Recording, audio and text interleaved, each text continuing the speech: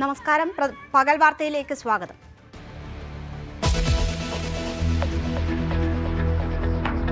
പ്രതിപക്ഷ ഉപനേതാവ് പദവിയിൽ പിണറായിക്ക് സിപിഐയുടെ മറുപടി. ആവശ്യത്തിൽ നിന്ന് പിന്നോട്ടില്ല, ഇടത് പാർട്ടികൾക്ക് കീഴ്വഴക്കങ്ങൾ മാറ്റിയ പാരമ്പര്യമെന്ന് പി സുനീർ. സിപിഐ ഉന്നയിച്ചതൊക്കെ ശരിയെന്ന് പിന്നീട് ബോധ്യമായിട്ടുണ്ടെന്നും അസിസ്റ്റന്റ് സെക്രട്ടറി.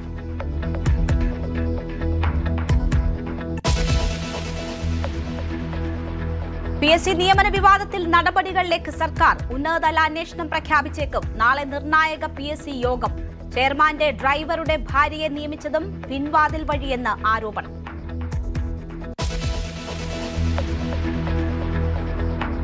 അൻസിബയുടെ പരാതിയിൽ കോടതി ഇടപെടൽ. ലക്ഷ്മി പ്രിയയ്ക്കും ഭർത്താവിനും SIക്കുമെതിരെ കേസെടുക്കണമെന്ന് തൃപ്പൂണിത്തുറ മജിസ്ട്രേറ്റ് കോടതി.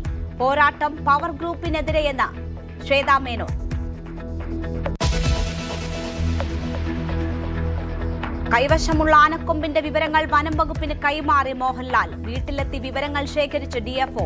താരത്തിന്റെ കൈവശം 2 ജോഡി ആനക്കൊമ്പുകളും 13 കരകൗശല വസ്തുക്കളും.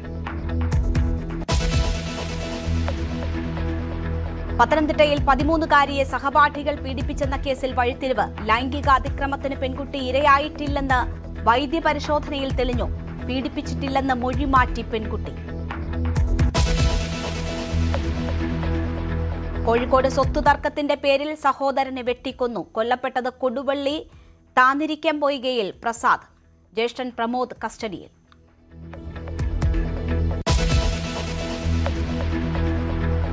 തിരുവനന്തപുരം ആര്യനാട് പോലീസ് സ്റ്റേഷനിൽ യുവാവിന്റെ അക്രമം. CIയുടെ തല കസേര കൊണ്ട് അടിച്ചു പൊട്ടിച്ചു. കുളപ്പട സ്വദേശി യദു പോലീസ് കസ്റ്റഡിയിൽ.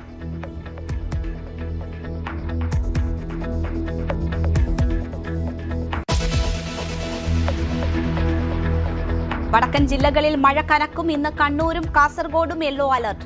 മഴ ശക്തമായതോടെ അടിമാലി ലക്ഷം വീട് കോളനിയിൽ വീണ്ടും മണ്ണിടിച്ചിൽ ഭീഷണി.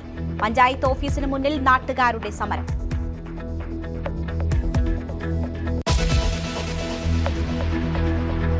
പകർച്ചവ്യാധി ഭീഷണിയിൽ തിരുവനന്തപുരം. നഗരത്തിലും ദേശീയപാതയിലും ജലസ്രോതസ്സുകളിലും വൻ മാലിന്യശേഖരം. ശുചീകരണ പ്രവർത്തനങ്ങൾ അവതാളത്തിൽ.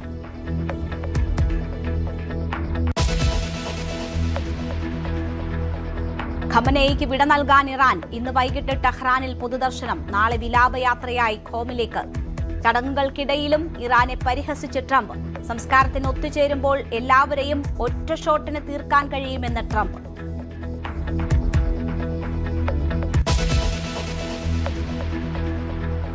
ലോകകപ്പ് പ്രീ ക്വാർട്ടറിൽ ബ്രസീലിന് ഇന്ന് അഗ്നിപരീക്ഷ. എതിരാളികൾ നോർവേ. മെക്സിക്കോ ഇംഗ്ലണ്ടിനെയും നേരിടും. പരാഗ്വയെ തകർത്ത് ഫ്രാൻസ്. ക്വാർട്ടറിൽ കാനഡയെ കീഴടക്കി മൊറോക്കോ.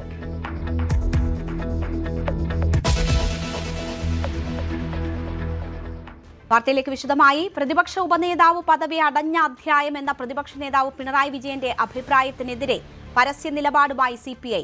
പ്രതിപക്ഷ ഉപനേതാവ് സ്ഥാനം വേണമെന്ന ആവശ്യത്തിൽ നിന്ന് പിറകോട്ടില്ലെന്ന് CPI assistant secretary P Suneer മാധ്യമങ്ങളോട് പ്രതികരിച്ചു. പ്രതിപക്ഷ ഉപനേതാവ് സ്ഥാനം അടഞ്ഞ അധ്യായമല്ല. കീഴ്വഴക്കങ്ങളൊക്കെ മാറ്റിയ പാരമ്പര്യം ഇടതു പാർട്ടികൾക്കുണ്ട്.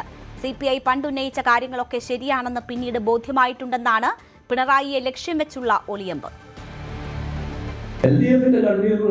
നല്ല ചികിത്സയിലായിരുന്നു. അദ്ദേഹം വന്നിട്ടുണ്ട്, യോഗം ചെയ്തു. അത് കഴിഞ്ഞാൽ വെച്ച് നിങ്ങൾ വിഷമിക്കണ്ട. ഇതൊന്നും മുന്നണി ഒരു കാലത്തും ചർച്ച ചെയ്തിട്ടില്ല. മുന്നണിയിലൊക്കെ നിയതമായ ചില നടപടിക്രമങ്ങളുണ്ട്, കീഴ്വഴക്കങ്ങളുണ്ട്. അതിൽ നിന്ന് വ്യത്യസ്തമായിട്ടൊന്നും മുന്നണി പോകില്ല. അത് കണ്ടാൽ മതി. പ്രതിപക്ഷ നേതാവിന്റെ സ്ഥാനം അവിടെ ചർച്ച ചെയ്തില്ല, മുന്നണി ചർച്ച ചെയ്തില്ല. ഇത് CPI പറഞ്ഞുകൊണ്ടേയിരിക്കും. അങ്ങനെ പറഞ്ഞുകൊണ്ടേയിരിക്കും. പാർട്ടിയല്ല CPI പറഞ്ഞുകൊണ്ടേയിരുന്നത്. പലപ്പോഴും കേട്ടിരുന്നെങ്കിൽ ഈ അവസ്ഥ 2 വർഷം ഉണ്ടാവുമായിരുന്നില്ല എന്ന അനുഭവം നമ്മളെ ബോധ്യപ്പെടുന്നുണ്ട്. EFC വിഷയത്തിൽ ഉൾപ്പെടെ CPI നിലപാടാണെന്ന് എല്ലാവരും പറഞ്ഞുകൊണ്ടിരിക്കുന്നത്. അങ്ങനെ പല വിഷയങ്ങളുണ്ട്. കാര്യങ്ങളിൽ വിഷയങ്ങളിൽ അഭിപ്രായങ്ങൾ പറയുമ്പോൾ നമുക്ക് ചർച്ച ചെയ്യാനോ നേതൃത്വം എടുക്കാനോ മുന്നിട്ട് തയ്യാറായില്ല എന്നുള്ളത് തന്നെയാണ് പ്രധാനപ്പെട്ടത്. അതുകൊണ്ട് പരാജയം നിലപാടിൽ മാറ്റം വേണമെന്നാണ് CPI ആവശ്യപ്പെടുന്നത്. അത് തന്നെയാണ് ഉപനിർസ്ഥാനം CPI ആവശ്യപ്പെടുന്നത്. പ്രധാനപ്പെട്ട കാരണം തന്നെയാണ്. കിരൺ ബാബു ഉണ്ട് വാർത്തയുടെ വിശദാംശങ്ങളുമായി. കിരൺ, CPI ഈ അവകാശവാദം പരസ്യമായി ഉന്നയിച്ചതാണ്. അവർക്ക് പിന്നോട്ട് പോവുക സാധ്യമല്ല. ഇതുവരെ 1 മാസം പിന്നിട്ടിട്ടും മുന്നണി യോഗം പോലും ചേരാൻ കഴിയാത്ത സാഹചര്യം LDFനെ സംബന്ധിച്ചുണ്ട്. ഇപ്പോൾ ആ സാഹചര്യത്തിലാണ് പിണറായി വിജയന്റെ ഇന്നലത്തെ പ്രസ്താവന കൂടുതൽ ചർച്ചയാകുന്നത്. ഏത് സാഹചര്യത്തിലേക്ക് മുന്നണിയെ ഇപ്പോഴത്തെ ഈ വാഗ്വാദങ്ങൾ നയിക്കുന്നു എന്നാണ് കരുതേണ്ടത്? രേണുക, കഴിഞ്ഞ നിയമസഭാ തെരഞ്ഞെടുപ്പിലിട്ട കനത്ത പരാജയത്തിന് പിന്നാലെ ഈ ഉപനേതൃസ്ഥാനത്തെ ചൊല്ലി CPM CPI തർക്കമുണ്ടായിരുന്നു. കഴിഞ്ഞ കുറച്ച് ദിവസങ്ങളായി പക്ഷേ ആ തർക്കത്തിന് കാര്യമായ ഏതെങ്കിലും ഒരു ശബ്ദം ഇരുഭാഗത്തു നിന്നും ഉണ്ടായിരുന്നില്ല. പിണറായി വിജയന്റെ ഇന്നലത്തെ പ്രഖ്യാപനമാണ് അല്ലെങ്കിൽ പ്രസ്താവനയാണ് ഇതിനെ CPIയെ കൂടുതൽ ചൊടിപ്പിച്ചിരിക്കുന്നത്. പിണറായി വിജയന്റെ പ്രസ്താവന CPIയെ പൂർണ്ണമായും തള്ളിക്കളയുന്ന രീതിയിൽ അവഗണിക്കുന്ന രീതിയിലായിരുന്നു. പരസ്യ പ്രതികരണവുമായി CPIയുടെ അസിസ്റ്റന്റ് സെക്രട്ടറി PP സുനീർ ആണെന്ന് രംഗത്ത് വന്നത്. PP സുനീർ ഒരു പടി കൂടി കടത്തിയാണ് പിണറായി വിജയനെ ആക്രമിക്കുന്നത്. CPI പറഞ്ഞതൊക്കെ കേട്ടിരുന്നെങ്കിൽ ഈ മട്ടിൽ പരാജയം ഉണ്ടാകുമായിരുന്നില്ല. PMC അടക്കം ഉദാഹരണങ്ങൾ ചൂണ്ടിക്കാണിച്ചാണ് പറയുന്നത്. അപ്പോൾ ഈ പരാജയത്തിന്റെ പ്രധാനപ്പെട്ട ഉത്തരവാദിത്വമുള്ളത് CPM-നാണ്. പിന്നെയും നിങ്ങൾ വാശി പിടിക്കരുത് എന്നുള്ള പരസ്യമായ ഒരു നിലപാട് കൂടിയാണ്. ഇനിയിപ്പോൾ CPIക്ക് ഈ നിലപാടിൽ നിന്ന് കാര്യമായി പിന്നോട്ട് പോകാൻ കഴിയാത്ത ഒരവസ്ഥ കൂടിയുണ്ട്. ഇരു പാർട്ടികളും തമ്മിൽ ഈ പ്രതിപക്ഷ ഉപനേതൃസ്ഥാനത്തെ ചൊല്ലിയുള്ള തർക്കത്തെ തുടർന്ന് ഇതുവരെയും നിയമസഭയിൽ സമ്മേളനം കഴിഞ്ഞെങ്കിലും നിയമസഭാ സമ്മേളനത്തിനിടയിൽ ഒരിക്കൽ പോലും നിയമസഭാ കക്ഷി യോഗം, ഇടതുമുന്നണിയുടെ നിയമസഭാ കക്ഷി യോഗം ചേരാൻ കഴിഞ്ഞിരുന്നില്ല. നിയമസഭയിൽ അംഗസംഖ്യ വളരെ കുറവാണ്. ആ ഘട്ടത്തിൽ ഒരുമിച്ച് നിന്നാൽ മാത്രമേ ഭരണപക്ഷത്തിനെതിരെ പ്രതിരോധിക്കാൻ കഴിയൂ. പക്ഷേ അത്തരമൊരു യോഗം ചേർന്ന് കൂട്ടായ പ്ലാനിങ്ങിലൂടെ നിയമസഭയിലേക്ക് പോകാൻ CPM-നും CPIക്കും കഴിഞ്ഞിട്ടില്ല എന്ന യാഥാർത്ഥ്യം കൂടിയുണ്ട്. അവിടെ ഇപ്പോൾ ആ പ്രശ്നം ഉപനേതൃസ്ഥാനത്തെ ചൊല്ലിയുള്ള വിഷയമാണ്. CPI ഇങ്ങനെ ഒരു അവകാശവാദം ഉന്നയിച്ചു. ഉപനേതൃ പദവി എന്ന് പറയുന്നത് നിയമസഭാ ചട്ടങ്ങളിൽ എവിടെയും അങ്ങനെ ഒരു പദവിയില്ല. പക്ഷേ കഴിഞ്ഞ കുറേ കാലമായി അത്തരമൊരു രീതി രണ്ടു പക്ഷവും LDF ആയാലും UDF ആയാലും പ്രതിപക്ഷത്ത് വരുമ്പോൾ സ്വീകരിക്കാറുണ്ട്. VS അച്യുതാനന്ദൻ, കോടിയേരി ബാലകൃഷ്ണൻ, ഉമ്മൻചാണ്ടി വരുമ്പോൾ MK മുനീറും ഒക്കെ പ്രതിപക്ഷ ഉപനേതൃ പദവിയുണ്ട്. നിയമസഭയിൽ ഒരു മുറിയുണ്ട്. പ്രതിപക്ഷ നേതാവില്ലെങ്കിൽ സാധാരണഗതിയിൽ പ്രതിപക്ഷ ഉപനേതാവിനെ വിളിക്കുക എന്നൊരു കീഴ്വഴക്കം എന്തായാലും കഴിഞ്ഞ കാൽനൂറ്റാണ്ടായി നിയമസഭയിലുണ്ട്. അതിനുവേണ്ടിയാണ് ഇപ്പോൾ ശക്തമായ വാദം ഉന്നയിക്കുന്നത് CPI. അക്കാര്യത്തിൽ ഏതെങ്കിലും തരത്തിൽ വിട്ടുവീഴ്ച വേണ്ട എന്നുള്ള നിലപാടിൽ തന്നെയാണ് CPM നിൽക്കുന്നത്. KN ബാലഗോപാലിനെ ഉപനേതാവാക്കുക എന്നുള്ളതാണ് CPM-ന്റെ ആലോചന. പക്ഷേ അതും CPM-ന് പ്രഖ്യാപിക്കാൻ കഴിയുന്നില്ല.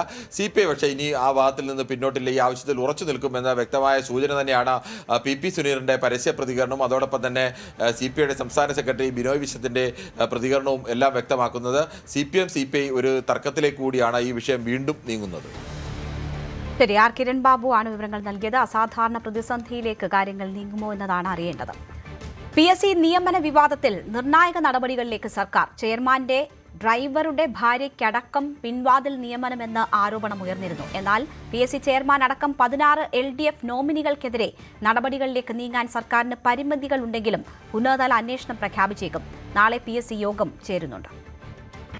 പബ്ലിക് സർവീസ് കമ്മീഷനെ ചുറ്റിപ്പറ്റി ഉയരുന്ന ആരോപണങ്ങളിലും വിവാദങ്ങളിലും അതീവ ഗൌരവത്തോടുകൂടിയാണ് സർക്കാർ ഇടപെടാൻ ശ്രമിക്കുന്നത്. പക്ഷേ ഒരു ഭരണഘടനാ സ്ഥാപനമാണ് PSC. അതിൽ ഇടപെടുന്നതിൽ സർക്കാരിന് പരിമിതികളുണ്ട്. മാത്രമല്ല ലക്ഷക്കണക്കിന് ഉദ്യോഗാർത്ഥികളുടെ അവരുടെ കുടുംബങ്ങളുടെ വലിയ പ്രതീക്ഷയായ ഒരു സ്ഥാപനം കൂടിയാണ്. അതിന്റെ വിശ്വാസത്തെ ബാധിക്കാത്ത തരത്തിലുള്ള അന്വേഷണം വേണമെന്ന ഒരു നിലപാടാണ് മുഖ്യമന്ത്രിക്ക് അടക്കം ഉള്ളത്. നേരത്തെ തന്നെ വിവാദം ആസൂത്രണ ബോർഡിലെ ചീഫ് നിയമനവുമായി ബന്ധപ്പെട്ട വിവാദം ഉയർന്നു വന്ന സാഹചര്യത്തിൽ മുഖ്യമന്ത്രിയുടെ ഓഫീസ് നിയമോപദേശം തേടിയിട്ടുണ്ട്. എങ്ങനെ ഈ വിഷയത്തിൽ ഇടപെടാനാകുമെന്ന കാര്യത്തിൽ ആഭ്യന്തര വകുപ്പിനും ഇപ്പോൾ ഈ കാര്യത്തിൽ കൂടുതൽ താൽപര്യമുണ്ട്. ആഭ്യന്തര വകുപ്പിന്റെ ഉന്നത ഉദ്യോഗസ്ഥരടങ്ങുന്ന സംഘം ഈ ആസൂത്രണ ബോർഡിലെ പരീക്ഷാ ക്രമക്കേടക്കം അന്വേഷിക്കാനുള്ള താൽപര്യം ആഭ്യന്തര വകുപ്പ് മുന്നോട്ട് വച്ചിട്ടുണ്ട്. അവരും ഇതുമായി ബന്ധപ്പെട്ട നിയമോപദേശം തേടിയിട്ടുണ്ട്.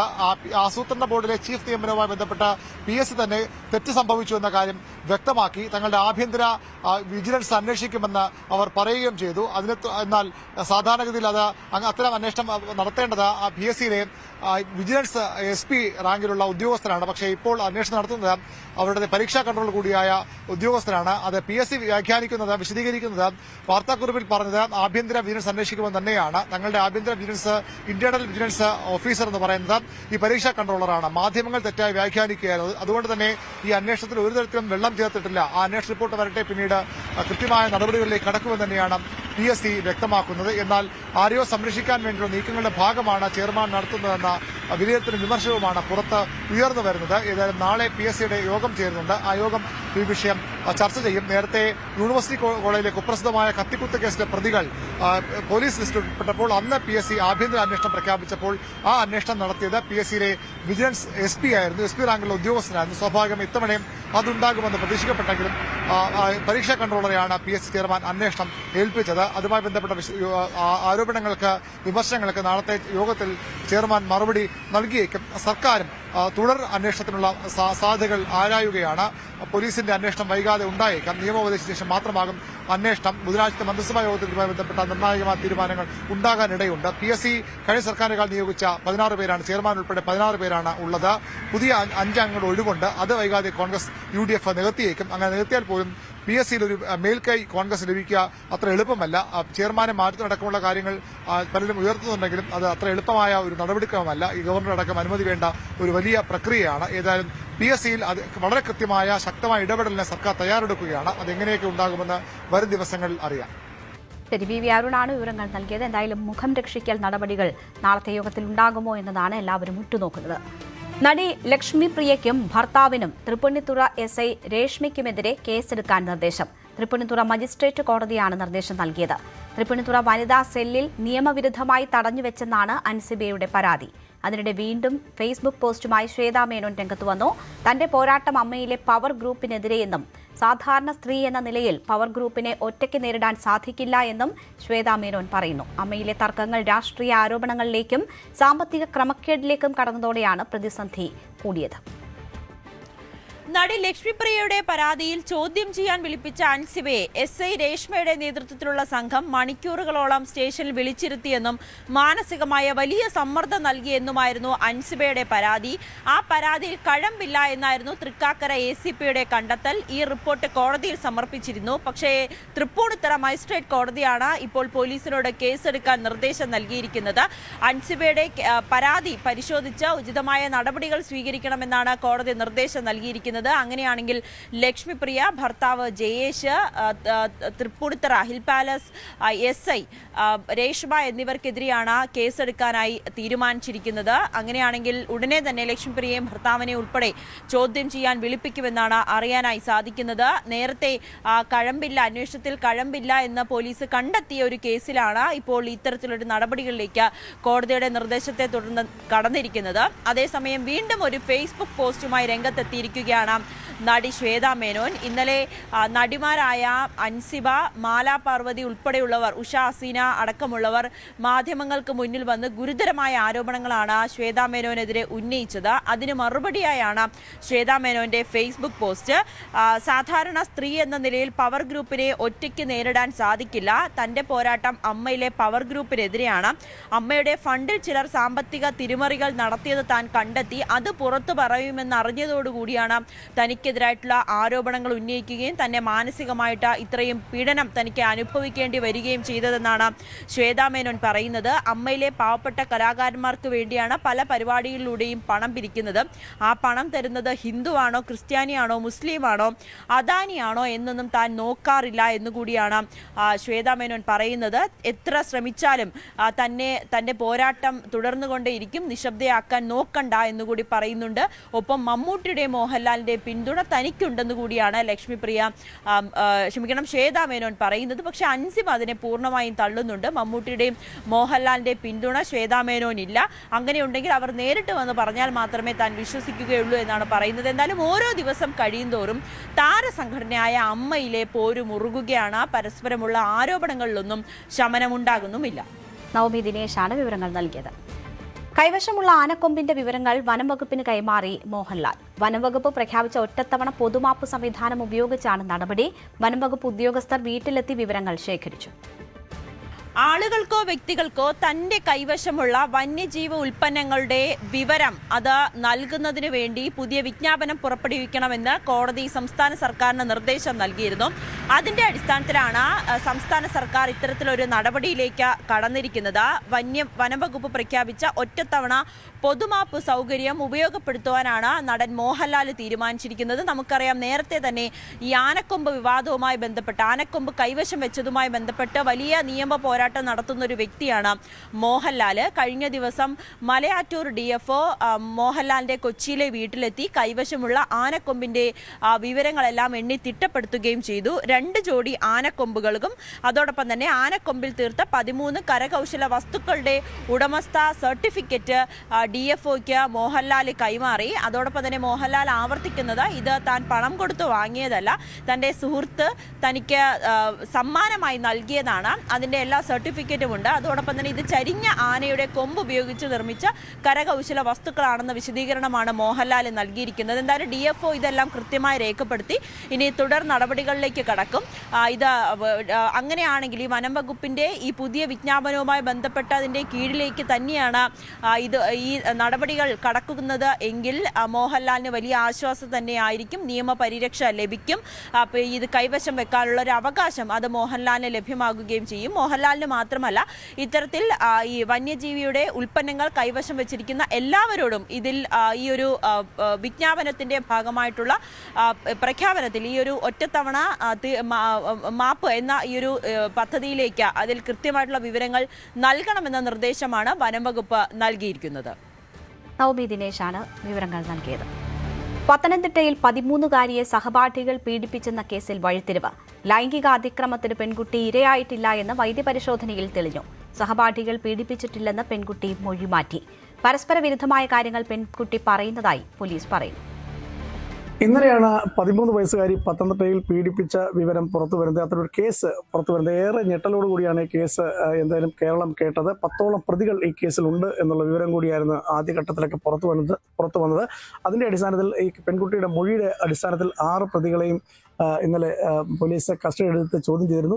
എന്തായാലും ഈ ചോദ്യം ചെയ്യലിലാണ് നിർണായകമായ ചില വിവരങ്ങൾ പുറത്തു വരുന്നത്. എന്തായാലും പെൺകുട്ടി ഈ കേസിൽ നിന്ന് മൊഴി മാറ്റിയിരിക്കുന്നു. തന്നെ ആരും പീഡിപ്പിച്ചിട്ടില്ല എന്ന മൊഴിയാണ് പോലീസ് നൽകിയത്. ഒപ്പം പരസ്പര വിരുദ്ധമായ മൊഴി കൂടി പെൺകുട്ടി നൽകിയിരിക്കുന്നു. പോലീസിന്റെ ചോദ്യം ചെയ്യലിൽ ഇക്കാര്യം ഇത്തരം ഒരു പീഡനം നടന്നിട്ടില്ല എന്നാണ് പെൺകുട്ടി നൽകുന്നത്. അതിന്റെ അടിസ്ഥാനത്തിൽ പിന്നീട് പോലീസ് ഈ പെൺകുട്ടിയെ വൈദ്യ പരിശോധനയ്ക്ക് വിധേയമാക്കി. ആ വൈദ്യ പരിശോധനയിലും പെൺകുട്ടി പീഡിപ്പിക്കപ്പെട്ടിട്ടില്ല എന്ന് കണ്ടെത്തിയിരിക്കുന്നു. അതിന്റെ അടിസ്ഥാനത്തിലാണ് ഈ 6 പ്രതികളെ ഇന്നലെ 6 പ്രായപൂർത്തിയാകാത്ത 4 പേരും 2 പ്രായപൂർത്തിയായ ആളുകളെയുമാണ് ഇന്നലെ പോലീസ് ഇന്നലെ കസ്റ്റഡി എടുത്ത് ചോദ്യം ചെയ്തിരുന്നത്. എന്തായാലും ഈ പെൺകുട്ടിയുടെ മൊഴിയുടെ അടിസ്ഥാനത്തിൽ 6 പേരെയും പോലീസ് വിട്ടയച്ചിട്ടുണ്ട്. എന്താണ് ഈ കുട്ടി ഇങ്ങനെ പറയാൻ കാരണം എന്നുള്ള കാര്യമാണ് പോലീസ് ഒരു സമഗ്രമായ ഒരു അന്വേഷണം നടത്താൻ തീരുമാനിച്ചിട്ടുണ്ട്. പെൺകുട്ടി ഏതെങ്കിലും തരത്തിൽ ഇനി ആരുടെയെങ്കിലും പ്രേരണ കൊണ്ടാണോ ഇങ്ങനെ പറയാനുള്ള കാരണം, അതോ ഇനി നേരത്തെ ഈ പെൺകുട്ടി ഇത്തരത്തിലുള്ള പീഡനത്തിന് വിധേയമായിട്ടുണ്ടോ എന്നുള്ള കാര്യമാണ് പോലീസ് പ്രധാനമായും പരിശോധിക്കുന്നത്. അതുകൊണ്ട് തന്നെ കൃത്യമായ ഒരു അന്വേഷണം ഇക്കാര്യത്തിൽ വേണം. സാധാരണ പെൺകുട്ടി നൽകിയ ഒരു മൊഴിയുടെ അടിസ്ഥാനത്തിൽ കൗൺസിലിനിടെ ഒരു മൊഴിയുടെ അടിസ്ഥാനത്തിൽ നൽകിയ അതിന്റെ പേരിലാണ് പോലീസ് കേസെടുക്കുകയും 2 FIRകൾ രജിസ്റ്റർ ചെയ്യുകയും പിന്നീട് പെട്ടെന്ന് തന്നെ ഈ 6 പ്രതികളെയും പോലീസ് കസ്റ്റഡി എടുക്കുകയും ചെയ്തു. അതാണ് ഈ പെൺകുട്ടി മൊഴി മാറ്റിയതോടെ അവർ 6 പേരെയും വിട്ടയക്കുന്ന ഒരു സാഹചര്യം ഉണ്ടായത്. അത്തരത്തിൽ ഈ കേസ് ഒരു വലിയ നിർണായകമായ ഒരു വഴിത്തിരിവാണ് ഉണ്ടായത്. എന്തായാലും ഈ പെൺകുട്ടി എന്തുകൊണ്ടാണ് ഇങ്ങനെ പറഞ്ഞത് എന്നുള്ള കാര്യമാണ് പോലീസ് സമഗ്രമായി ഇപ്പോൾ അന്വേഷിക്കുന്നത്. സ്വത്ത് തർക്കത്തിന്റെ പേരിൽ സഹോദരനെ വെട്ടിക്കൊന്നു. കോഴിക്കോട് കൊടുവള്ളി സ്വദേശി താന്നിരിക്കാംപോയിൽ പ്രസാദാണ് കൊല്ലപ്പെട്ടത്. ജ്യേഷ്ഠ സഹോദരൻ പ്രമോദ് പോലീസിന്റെ പിടിയിലായി. തിരുവനന്തപുരം ആര്യനാട് പോലീസ് സ്റ്റേഷനിൽ യുവാവിന്റെ അക്രമം. CIയുടെ തല കസേര കൊണ്ട് അടിച്ചു പൊട്ടിച്ചു. തലയിൽ 4 തുന്നിക്കെട്ടുണ്ട്.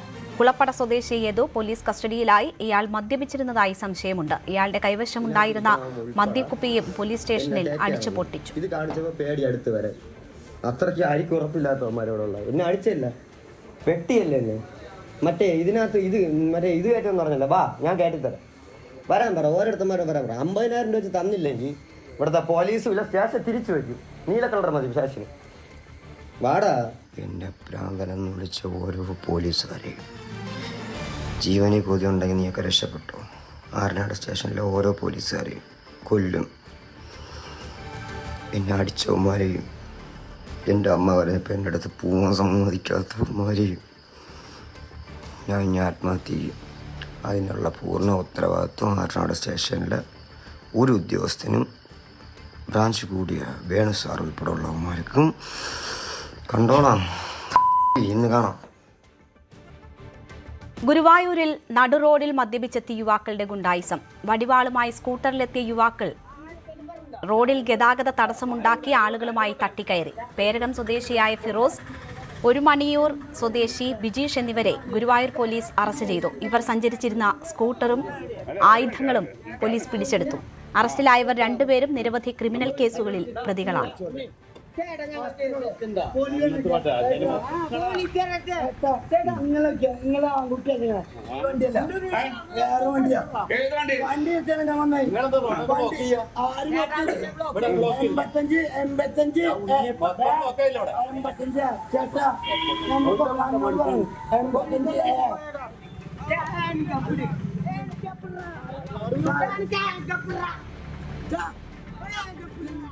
എറണാകുളം മഹാരാജാസ് കോളേജ് ഹോസ്റ്റലിൽ കട്ടിൽ മോഷ്ടിക്കാൻ ശ്രമം. പൂർവ്വ വിദ്യാർത്ഥിയായ ആൻസ്റ്റൺ ആണ് 8 കട്ടിലുകൾ മോഷ്ടിച്ചു കടത്താൻ ശ്രമിച്ചത്. പോർട്ടർ വഴി വാഹനം ബുക്ക് ചെയ്ത് കട്ടിൽ കടത്താൻ ശ്രമിച്ചപ്പോഴാണ് ഹോസ്റ്റൽ വാർഡൻ പിടികൂടിയത്. കട്ടിലിലെ മൂട്ടശല്യം ഒഴിവാക്കാൻ കെമിക്കൽ അടിക്കാൻ കൊണ്ടുപോകുന്നതായിരുന്നു എന്നാണ് വിദ്യാർത്ഥിയുടെ മറുപടി. പ്രതിയെ എറണാകുളം സെൻട്രൽ പോലീസ് അറസ്റ്റ് ചെയ്തു.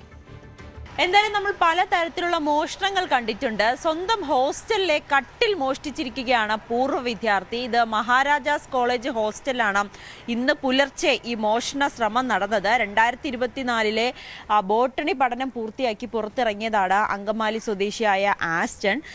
ഈ ആസ്റ്റൺ ഇന്ന് രാവിലെ പുലർച്ചെ 5 മണിയോടെ കോളേജ് ഹോസ്റ്റലിൽ എത്തുകയും ഈ 8 കട്ടിലുകൾ അവിടെ നിന്ന് കടത്തുകയും ചെയ്തു. ഇത് ഈ ഓൺലൈൻ പോർട്ടലിൽ നിന്ന് ഒരു വാഹനം ബുക്ക് ചെയ്ത് ആ വാഹനത്തിൽ കയറ്റിയാണ് ഈ കട്ടിലുകൾ കൊണ്ടുപോകാനായിട്ട് ശ്രമിച്ചത്. നമുക്ക് ദൃശ്യങ്ങൾ കാണാം. ഈ 8 കട്ടിലാണ് ആൻസൺ അവിടെ നിന്ന് മോഷ്ടിച്ചത്. അതിൽ ചില കട്ടിലുകളുടെ ഭാഗങ്ങളെല്ലാം പല അഴിച്ചു മാറ്റി ആണ് ഇതിലെല്ലാം കൂടി കൃത്യമായിട്ട് ഒതുക്കി വെച്ചതിന് ശേഷമാണ് ഈ വാഹനമായി പുറത്തേക്ക് പോകാനായിരുന്നു ആൻസ്റ്റന്റെ തീരുമാനം. പക്ഷേ അതിനിടയിൽ കോളേജ് ഹോസ്റ്റലിലെ വാർഡന്റെ ശ്രദ്ധയിൽപ്പെടുകയും വാർഡൻ ഇത് ചോദ്യം ചെയ്യുകയും ചെയ്തു. ആസ്റ്റനോട് ഇത് എന്തിനാണ് കൊണ്ടുപോകുന്നതെന്ന് ചോദിച്ചപ്പോൾ ആസ്റ്റന്റെ മറുപടി ഈ കട്ടിൽ മൂട്ടയുണ്ടെന്ന് വിദ്യാർത്ഥികൾ പരാതി പറഞ്ഞു. അപ്പോൾ അങ്കമാലിയിലുള്ള ഒരു കടയിൽ കൊണ്ടുകൊടുത്ത് അത് ഈ മൂട്ടയെ തുരത്തുന്നതിന് വേണ്ടിയിട്ടുള്ള കാര്യങ്ങൾ ചെയ്തതിന് ശേഷം കട്ടിൽ കൊണ്ട് തിരികെ വരാമെന്നായിരുന്നു ആസ്റ്റൺ ഈ വാർഡനോട് പറഞ്ഞത്. പക്ഷേ വാർഡന് സംശയം തോന്നി, ആരാണ് അങ്ങനെ നിർദ്ദേശം നൽകിയത്, ഈ കട്ടിലുകൾ കൊണ്ടുപോകാൻ നിർദ്ദേശം നൽകിയെന്ന ചോദ്യത്തിന് ആസ്റ്റൺ ഉത്തരമുണ്ടായില്ല. ഉടനെ തന്നെ സെൻട്രൽ പോലീസ് സ്റ്റേഷനിൽ വിവരം അറിയിക്കുകയും പോലീസ് എത്തി ആസ്റ്റനെയും ഈ മോഷ്ടിച്ച കട്ടിലും കൈയോടെ പൊക്കിയിട്ടുണ്ട്. എന്തായാലും ഈ പോലീസ് സ്റ്റേഷന് മുന്നിൽ തന്നെയാണ് ഈ തൊണ്ടിമുദ്ര അടക്കമുള്ളത്. എന്തായാലും ഈ ജീപ്പ് ഈ വാഹനം കൊണ്ടുവന്ന ആളുടെ വാഹനം ഉൾപ്പെടെ ഇവിടെ പിടിച്ചു നിർത്തിയിട്ടുണ്ട്. ഒരു നിരപരാധിയായിട്ടുള്ള ആളാണ്. അയാൾ പറയുന്നത് തന്നെ ഓൺലൈൻ ബുക്ക് ചെയ്തതനുസരിച്ചാണ് താൻ അവിടെ വന്നത്, അതിനപ്പുറത്തേക്ക് മറ്റു കാര്യങ്ങളൊന്നും അറിയില്ല എന്നാണ് ഈ ഡ്രൈവർ പറഞ്ഞത്. എന്തായാലും പോലീസ് ഡ്രൈവറെയും വിശദമായി ചോദ്യം ചെയ്തിട്ടുണ്ട്. ഈ ആസ്റ്റൻ മാത്രമായിരുന്നോ അതോ ഇതിന് പിന്നിൽ മറ്റാരെങ്കിലും ഉണ്ടോ എന്നും പോലീസ് അന്വേഷിക്കുന്നുണ്ട്. നിലവിൽ ആസ്റ്റൻ പറയുന്നത് പ്രകാരം മൂട്ടയെ തുരത്തുന്നതിന് വേണ്ടിയിട്ടാണ് ഈ കട്ടിലെടുത്തുകൊണ്ട് പോയതാണ്. പക്ഷെ അത് പോലീസിന് അത്ര വിശ്വാസം വന്നിട്ടില്ല. അത് ആരാണ് അങ്ങനെ നിർദ്ദേശം നൽകിയതെന്നൊക്കെ ചോദ്യങ്ങൾ ഇപ്പോഴും ബാക്കിയാകുന്നുണ്ട്. എന്തായാലും സ്വന്തം കോളേജ് ഹോസ്റ്റലിലെ കട്ടിലാണ് ഇപ്പോൾ ആസ്റ്റൻ കൊണ്ടുപോകാൻ ശ്രമിച്ചത്. ഇനിയിപ്പോൾ ഈ കട്ടിലിനോടുള്ള സ്നേഹം കൊണ്ടാണോ, കുറച്ച് നാളൊക്കെ ഹോസ്റ്റലിൽ താമസിച്ചപ്പോൾ കിടന്ന കട്ടിലില്ല, അപ്പോൾ അതിൻ്റെ ഒരു സ്നേഹം കൊണ്ടാണോ കൊണ്ടുപോകാൻ ഉദ്ദേശിച്ചതെന്നൊക്കെ പോലീസ് ചോദിച്ചറിയുകയും ചെയ്യുന്നുണ്ട്. ക്യാമറാമാൻ മനോജിനോടൊപ്പം നവമി ദിനേശ്, ന്യൂസ് 18 കൊച്ചി. ചാവക്കാട് പൊന്നാനി ദേശീയപാതയിൽ ബസ്സിന് പുറകിൽ ബൈക്കിടിച്ച് യുവാവ് മരിച്ചു. വെളിയങ്കോട് സ്വദേശി അബുവിന്റെ മകൻ മഷ്ഹൂബാണ് മരിച്ചത്. പാലപ്പെട്ടി അമ്പലത്തിനടുത്ത് സർവീസ് റോഡിലാണ് സംഭവം. യാത്രക്കാരെ ഇറക്കാൻ ബസ് നിർത്തിയപ്പോൾ പിറകിൽ വന്ന ബസ് ഇടിക്കുകയായിരുന്നു. അപകടത്തിൽ 2 പേർക്ക് പരിക്കേറ്റു.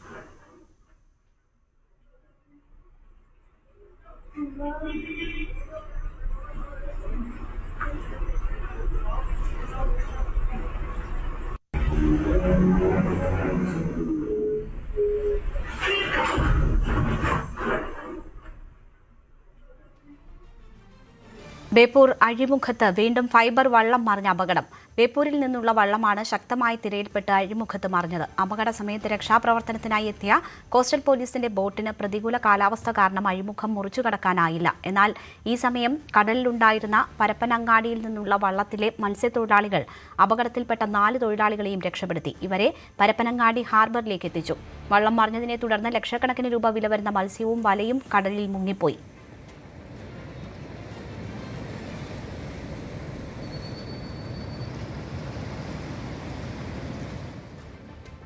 സംസ്ഥാനത്ത് വടക്കൻ ജില്ലകളിൽ മഴ ശക്തമാകുമെന്ന് മുന്നറിയിപ്പ്. ഇന്ന് കണ്ണൂർ, കാസർഗോഡ് ജില്ലകളിൽ യെല്ലോ അലർട്ടാണ്. നാളെയും മറ്റന്നാളും കണ്ണൂർ, കാസർഗോഡ് ജില്ലകളിൽ ഓറഞ്ച് അലർട്ടാണ്. കോഴിക്കോട് ജില്ലയിൽ മറ്റന്നാൾ ഓറഞ്ച് അലർട്ട് പ്രഖ്യാപിച്ചിട്ടുണ്ട്.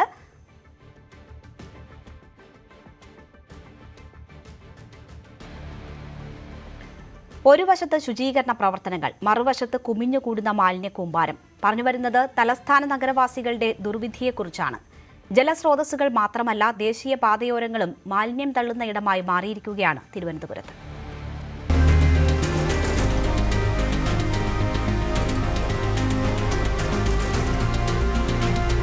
ഞാനിപ്പോൾ നിൽക്കുന്നത് തലസ്ഥാനത്തെ ഏറ്റവും തിരക്കേറിയ ചാക്ക ബൈപ്പാസിലാണ്.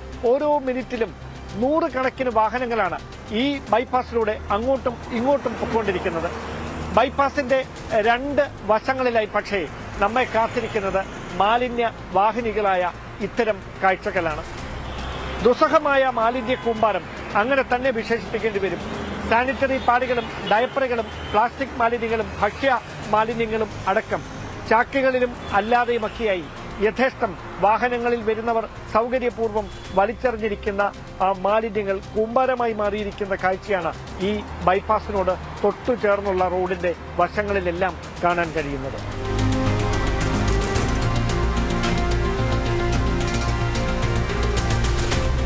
ചാക്കിയിൽ നിന്ന് തലസ്ഥാന നഗരത്തിന്റെ ഹൃദയഭാഗത്തേക്ക് എത്തുമ്പോൾ തമ്പാനൂരിലെ ആമിഴഞ്ചൻ തോടിന് സമീപത്താണ് ഞാനിപ്പോൾ നിൽക്കുന്നത്. ഇവിടെയും കാഴ്ച വ്യത്യസ്തമല്ല. നഗരസഭ തുടർച്ചയായി മാലിന്യ നീക്കത്തിന് വേണ്ട നടപടികൾ ഒരു വശത്ത് തുടർന്നുകൊണ്ടേയിരിക്കുന്നുവെന്ന് അവകാശപ്പെടുമ്പോൾ മറുവശത്ത് ഇതാണ് കാഴ്ച. ആമിഴഞ്ചൻ തോട് മാലിന്യവാഹിനിയായി മാറിയിരിക്കുന്ന ദൗർഭാഗ്യകരമായ സാഹചര്യമെന്ന് തന്നെ പറയേണ്ടി വരും. തോടിന്റെ ഇരുവശങ്ങളിലും കാട് നിറഞ്ഞ നിലയിലാണ്. അതുകൊണ്ട് തന്നെ ആ മഴവെള്ളത്തിലൂടെ മാലിന്യം നീങ്ങാനുള്ള സാഹചര്യം കൂടി ഇവിടെ തടസ്സപ്പെടുകയാണ്. വലിയ ഇരുമ്പ് കമ്പികൾക്കിടയിൽ പൈപ്പുകൾക്കിടയിൽ ആ മാലിന്യം തടഞ്ഞു നിൽക്കുന്ന കാഴ്ചയുമുണ്ട് ഇവിടെ. ഇത് ഇവിടെ നിന്ന് ഈ തോട്ടിൽ നിന്ന് ഇവിടെ നിന്ന് എടുത്തത് മുകളിലേക്ക് ഉയർത്തി ട്രെയിനുകൾ ഉപയോഗിച്ച് മാറ്റിയാലും പിന്നീട് അത് എവിടെ ഡംപ് ചെയ്യും എന്നതാണ് മറ്റൊരു പ്രധാനപ്പെട്ട പ്രശ്നം. ജൈവമാലിന്യങ്ങൾ അടക്കം ഇത്തരത്തിൽ ആമിഴഞ്ചൻ തോട്ടിലേക്ക് വലിച്ചെറിയപ്പെടുന്ന സാഹചര്യമുണ്ട് എന്നതാണ് യാഥാർത്ഥ്യം. അങ്ങനെ എറിയപ്പെടുന്ന മാലിന്യങ്ങൾ കോർപ്പറേഷൻ ആകെ ചെയ്യുന്നത് അത് പന്നി ഫാമുകളിലേക്ക് എത്തിക്കുന്ന നടപടിയാണ്. അതും കരാറുകാരെ ഉപയോഗിച്ചുകൊണ്ട് പന്നി ഫാമുകളിലേക്ക് എത്തിക്കുന്ന നടപടി മാത്രമാണ് നഗരസഭയുടെ ഭാഗത്തുനിന്ന് ഉണ്ടായിക്കൊണ്ടിരിക്കുന്നതെന്ന വിമർശനമാണ് മറ്റ് പ്രതിപക്ഷ കക്ഷികൾ ഉന്നയിച്ചുകൊണ്ടിരിക്കുന്നത്. എന്തായാലും രാഷ്ട്രീയമൊക്കെ അവിടെ തർക്കമോ അവകാശവാദമോ ഒക്കെയായി അവശേഷിക്കുന്നെങ്കിലും സാധാരണക്കാരായ ആളുകളുടെ ആരോഗ്യവുമായി ഏറ്റവും ബന്ധപ്പെട്ട് കിടക്കുന്ന കാര്യമാണ് ശുചിത്വം. ആ ശുചിത്വത്തിന് വിലങ്ങുതടിയായി മാറുകയാണ് ഇവിടുത്തെ പ്രധാനപ്പെട്ട ജലസ്രോതസ്സുകളിൽ കുമിഞ്ഞുകൂടുന്ന ഇത്തരം മാലിന്യങ്ങൾ.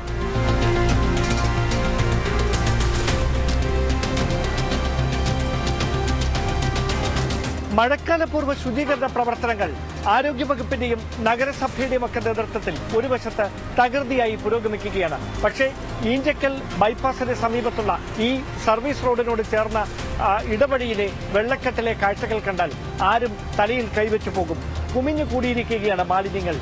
പ്ലാസ്റ്റിക് ക്യാരി ബാഗുകളിലും അതോടൊപ്പം അല്ലാതെയുമൊക്കെ ചാക്കിലും മറ്റുമായി കെട്ടുനിറച്ച് നേരെ കൊണ്ട് ഒരു ദാക്ഷിണ്യവുമില്ലാതെ തള്ളിയിട്ട് പോകുന്ന യാത്രക്കാർ ഇവിടുത്തെ സ്ഥിരം കാഴ്ചയാണ് എന്ന് നാട്ടുകാരും പറയുന്നു. ഏറ്റവും പ്രധാനപ്പെട്ട കാര്യം മൂട്ട പെറ്റ് പെരുകുന്ന ചെറിയ ചെറിയ ഇടത്താവളങ്ങളുമുണ്ട് ഈ വെള്ളക്കെട്ടിന് സമീപം. അതായത് ഈ ജലജന്യ രോഗങ്ങൾ തടയുന്നതിന് വേണ്ടി ഒരു വശത്ത് തകൃതിയായ നടപടികൾ പുരോഗമിക്കുമ്പോഴാണ് നഗരത്തിലെ ഏറ്റവും പ്രധാനപ്പെട്ട ഒരു ബൈപ്പാസിനോട് ചേർന്നുള്ള സർവീസ് റോഡിന് സമീപം ഇങ്ങനെ ദാക്ഷിണ്യമില്ലാതെ മാലിന്യം വലിച്ചെറിഞ്ഞു പോകുന്നത് സാധാരണ കാഴ്ചയായി മാറിയിരിക്കുന്നത്. തലസ്ഥാന നഗരത്തിൽ ഈ ഒരു ഭാഗത്ത് മാത്രമല്ല, ഈ ഒരു സർവീസ് റോഡിനോട് ചേർന്ന് മാത്രമല്ല ഇത്തരം കാഴ്ചകൾ. നഗരത്തിന്റെ പല മേഖലകളിൽ സമാനമായ തരത്തിൽ മാലിന്യങ്ങൾ വലിച്ചെറിഞ്ഞു പോകുന്നത് ഇപ്പോൾ പതിവായി മാറിയിരിക്കുകയാണ്. നേരത്തെ CCTV ക്യാമറകളൊക്കെ സ്ഥാപിച്ച് മാലിന്യം വലിച്ചെറിയുന്നവർക്കെതിരെ നടപടി സ്വീകരിക്കാനുള്ള കൃത്യമായ നിരീക്ഷണങ്ങളൊക്കെ നഗരസഭയുടെ നേതൃത്വത്തിൽ നടത്തിയിട്ടുണ്ടെങ്കിലും ഇപ്പോൾ അതും ഏറെക്കുറെ ഒരു മേഖലയിലെങ്കിലും നിലച്ച മട്ടാണ്. അങ്ങനെ ഒരു സാഹചര്യത്തിലാണ് ഈ മാലിന്യങ്ങൾ നഗരത്തിലെ പ്രധാനപ്പെട്ട ഭാഗങ്ങളിൽ കുമിഞ്ഞു കൂടുന്നത്. സാധാരണക്കാരായ ജനങ്ങൾക്കുണ്ടാകുന്ന സാമൂഹ്യമായ പ്രശ്നങ്ങൾക്ക് അപ്പുറം അത് വലിയ തരത്തിൽ ദുർഗന്ധം വമിക്കുക എന്നൊരു പ്രതിസന്ധി സൃഷ്ടിക്കുന്നതിനപ്പുറം ആരോഗ്യ പ്രശ്നങ്ങൾക്ക് വഴിവെക്കുന്ന ഒരു ഗുരുതരമായ സാഹചര്യത്തിലേക്ക് കൂടി വഴിമാറിയിരിക്കുന്നു.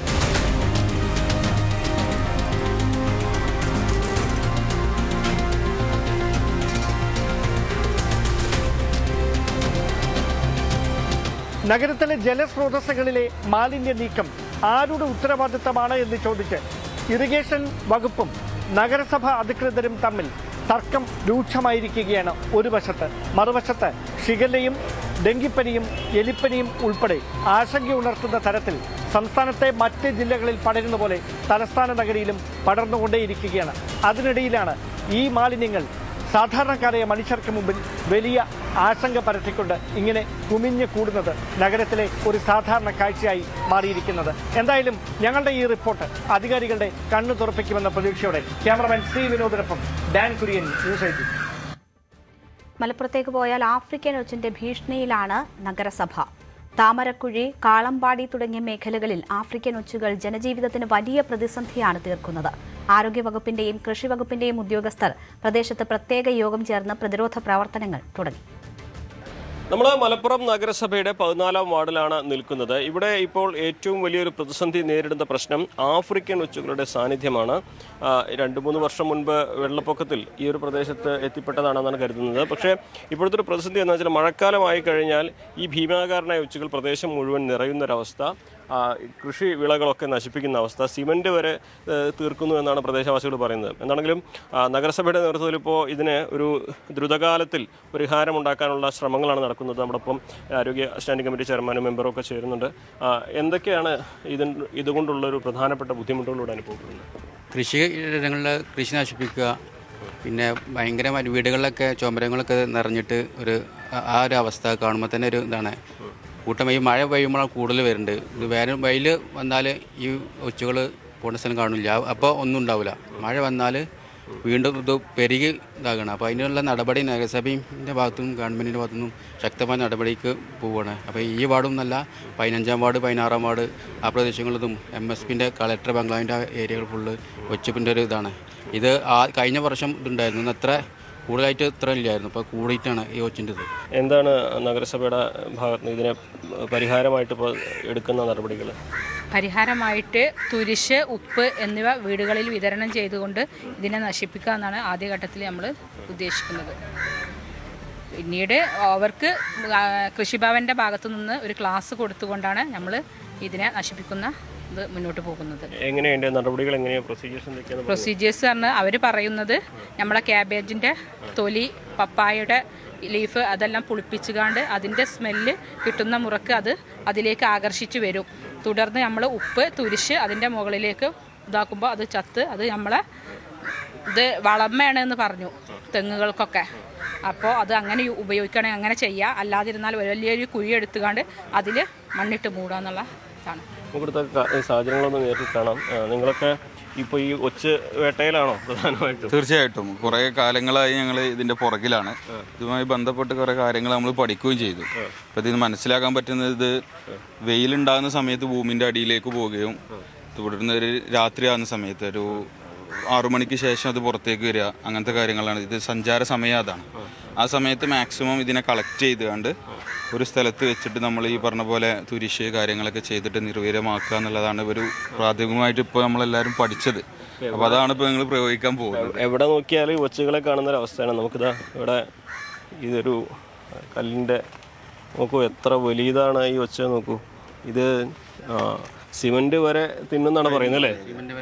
അതിൻ്റെ ഷെല്ല് വളരാൻ വേണ്ടിയിട്ട് ഏറ്റവും ഉപയോഗപ്പെട്ട കാര്യമാണ് അതിൻ്റെ ഈ സിമെൻറ്റ്, അതേപോലെ നമ്മളുടെ പെയിൻറ്റ്, ഈ സംഭവങ്ങൾ. അപ്പോൾ അതിന് വേണ്ടിയിട്ട് അത് മാക്സിമം അങ്ങനത്തെ സ്ഥലങ്ങളിലുണ്ട്. അത് തെങ്ങിൻ്റെ മുകളിലേക്ക് കയറി പോകുന്നു. തെങ്ങിൻ്റെ മുകളിൽ ഉണ്ട്, മരത്തിൻ്റെ മുകളിലൊക്കെ ഉണ്ട്. ആ ഭാഗത്തൊക്കെ കാണും, അതിൻ്റെ മുകളിലൊക്കെ ഇതാ പ്ലാൻ പോലെ നിറയെ ഉണ്ട്. ഇത് നമുക്ക് മനുഷ്യനെ നേരിട്ട് എങ്ങനെയും ഭീഷണിയാവുന്നതായിട്ട്? മനുഷ്യന് ഭീഷണിയായിട്ട് നേരിട്ട് ഇപ്പോൾ ഇത് റിപ്പോർട്ട് ചെയ്തിട്ടില്ല ഇതുവരെ, അസുഖങ്ങളൊന്നും ഭാഗമായിട്ട്. ഇതാണ് കൃഷിയാണ് ഭയങ്കര നശിപ്പിക്കുന്നുണ്ട്. അതെ, കൃഷിയിടങ്ങൾ ഭയങ്കര നാശം സംഭവിക്കുന്നുണ്ട്. എല്ലാവർക്കും ഈ കാക്കയും ഇതൊക്കെ ഇതിനെ പിടിക്കൊന്നും ചെയ്യുന്നില്ല? അങ്ങനെ ഒരു ജീവികളും എടുക്കുന്നില്ല. വലിയ വലുപ്പമാണല്ലോ അതല്ലേ? ഇതാ ഇത് കവുങ്ങിൻ്റെ ആ ഇലയുടെ മുകളിൽ വെച്ചിങ്ങനെ തൂങ്ങി നിൽക്കുന്നതിൻ്റെ ദൃശ്യമാണ്. ഇതൊക്കെ എത്ര എണ്ണം ഉണ്ടെന്ന് പറയാൻ കഴിയില്ല. നേരത്തെ ഞാൻ ഇവിടെ വന്ന് നോക്കിയപ്പോൾ ഒരു സഞ്ചിയിൽ ഒരു വലിയ കവറിൽ കെട്ടിവെച്ചിരിക്കുകയാണ്. ഇത് കുറച്ച് ഇതാണോ? ഇത് ഉള്ളിൽ ജീവനുള്ളതാണോ ഇതൊക്കെ?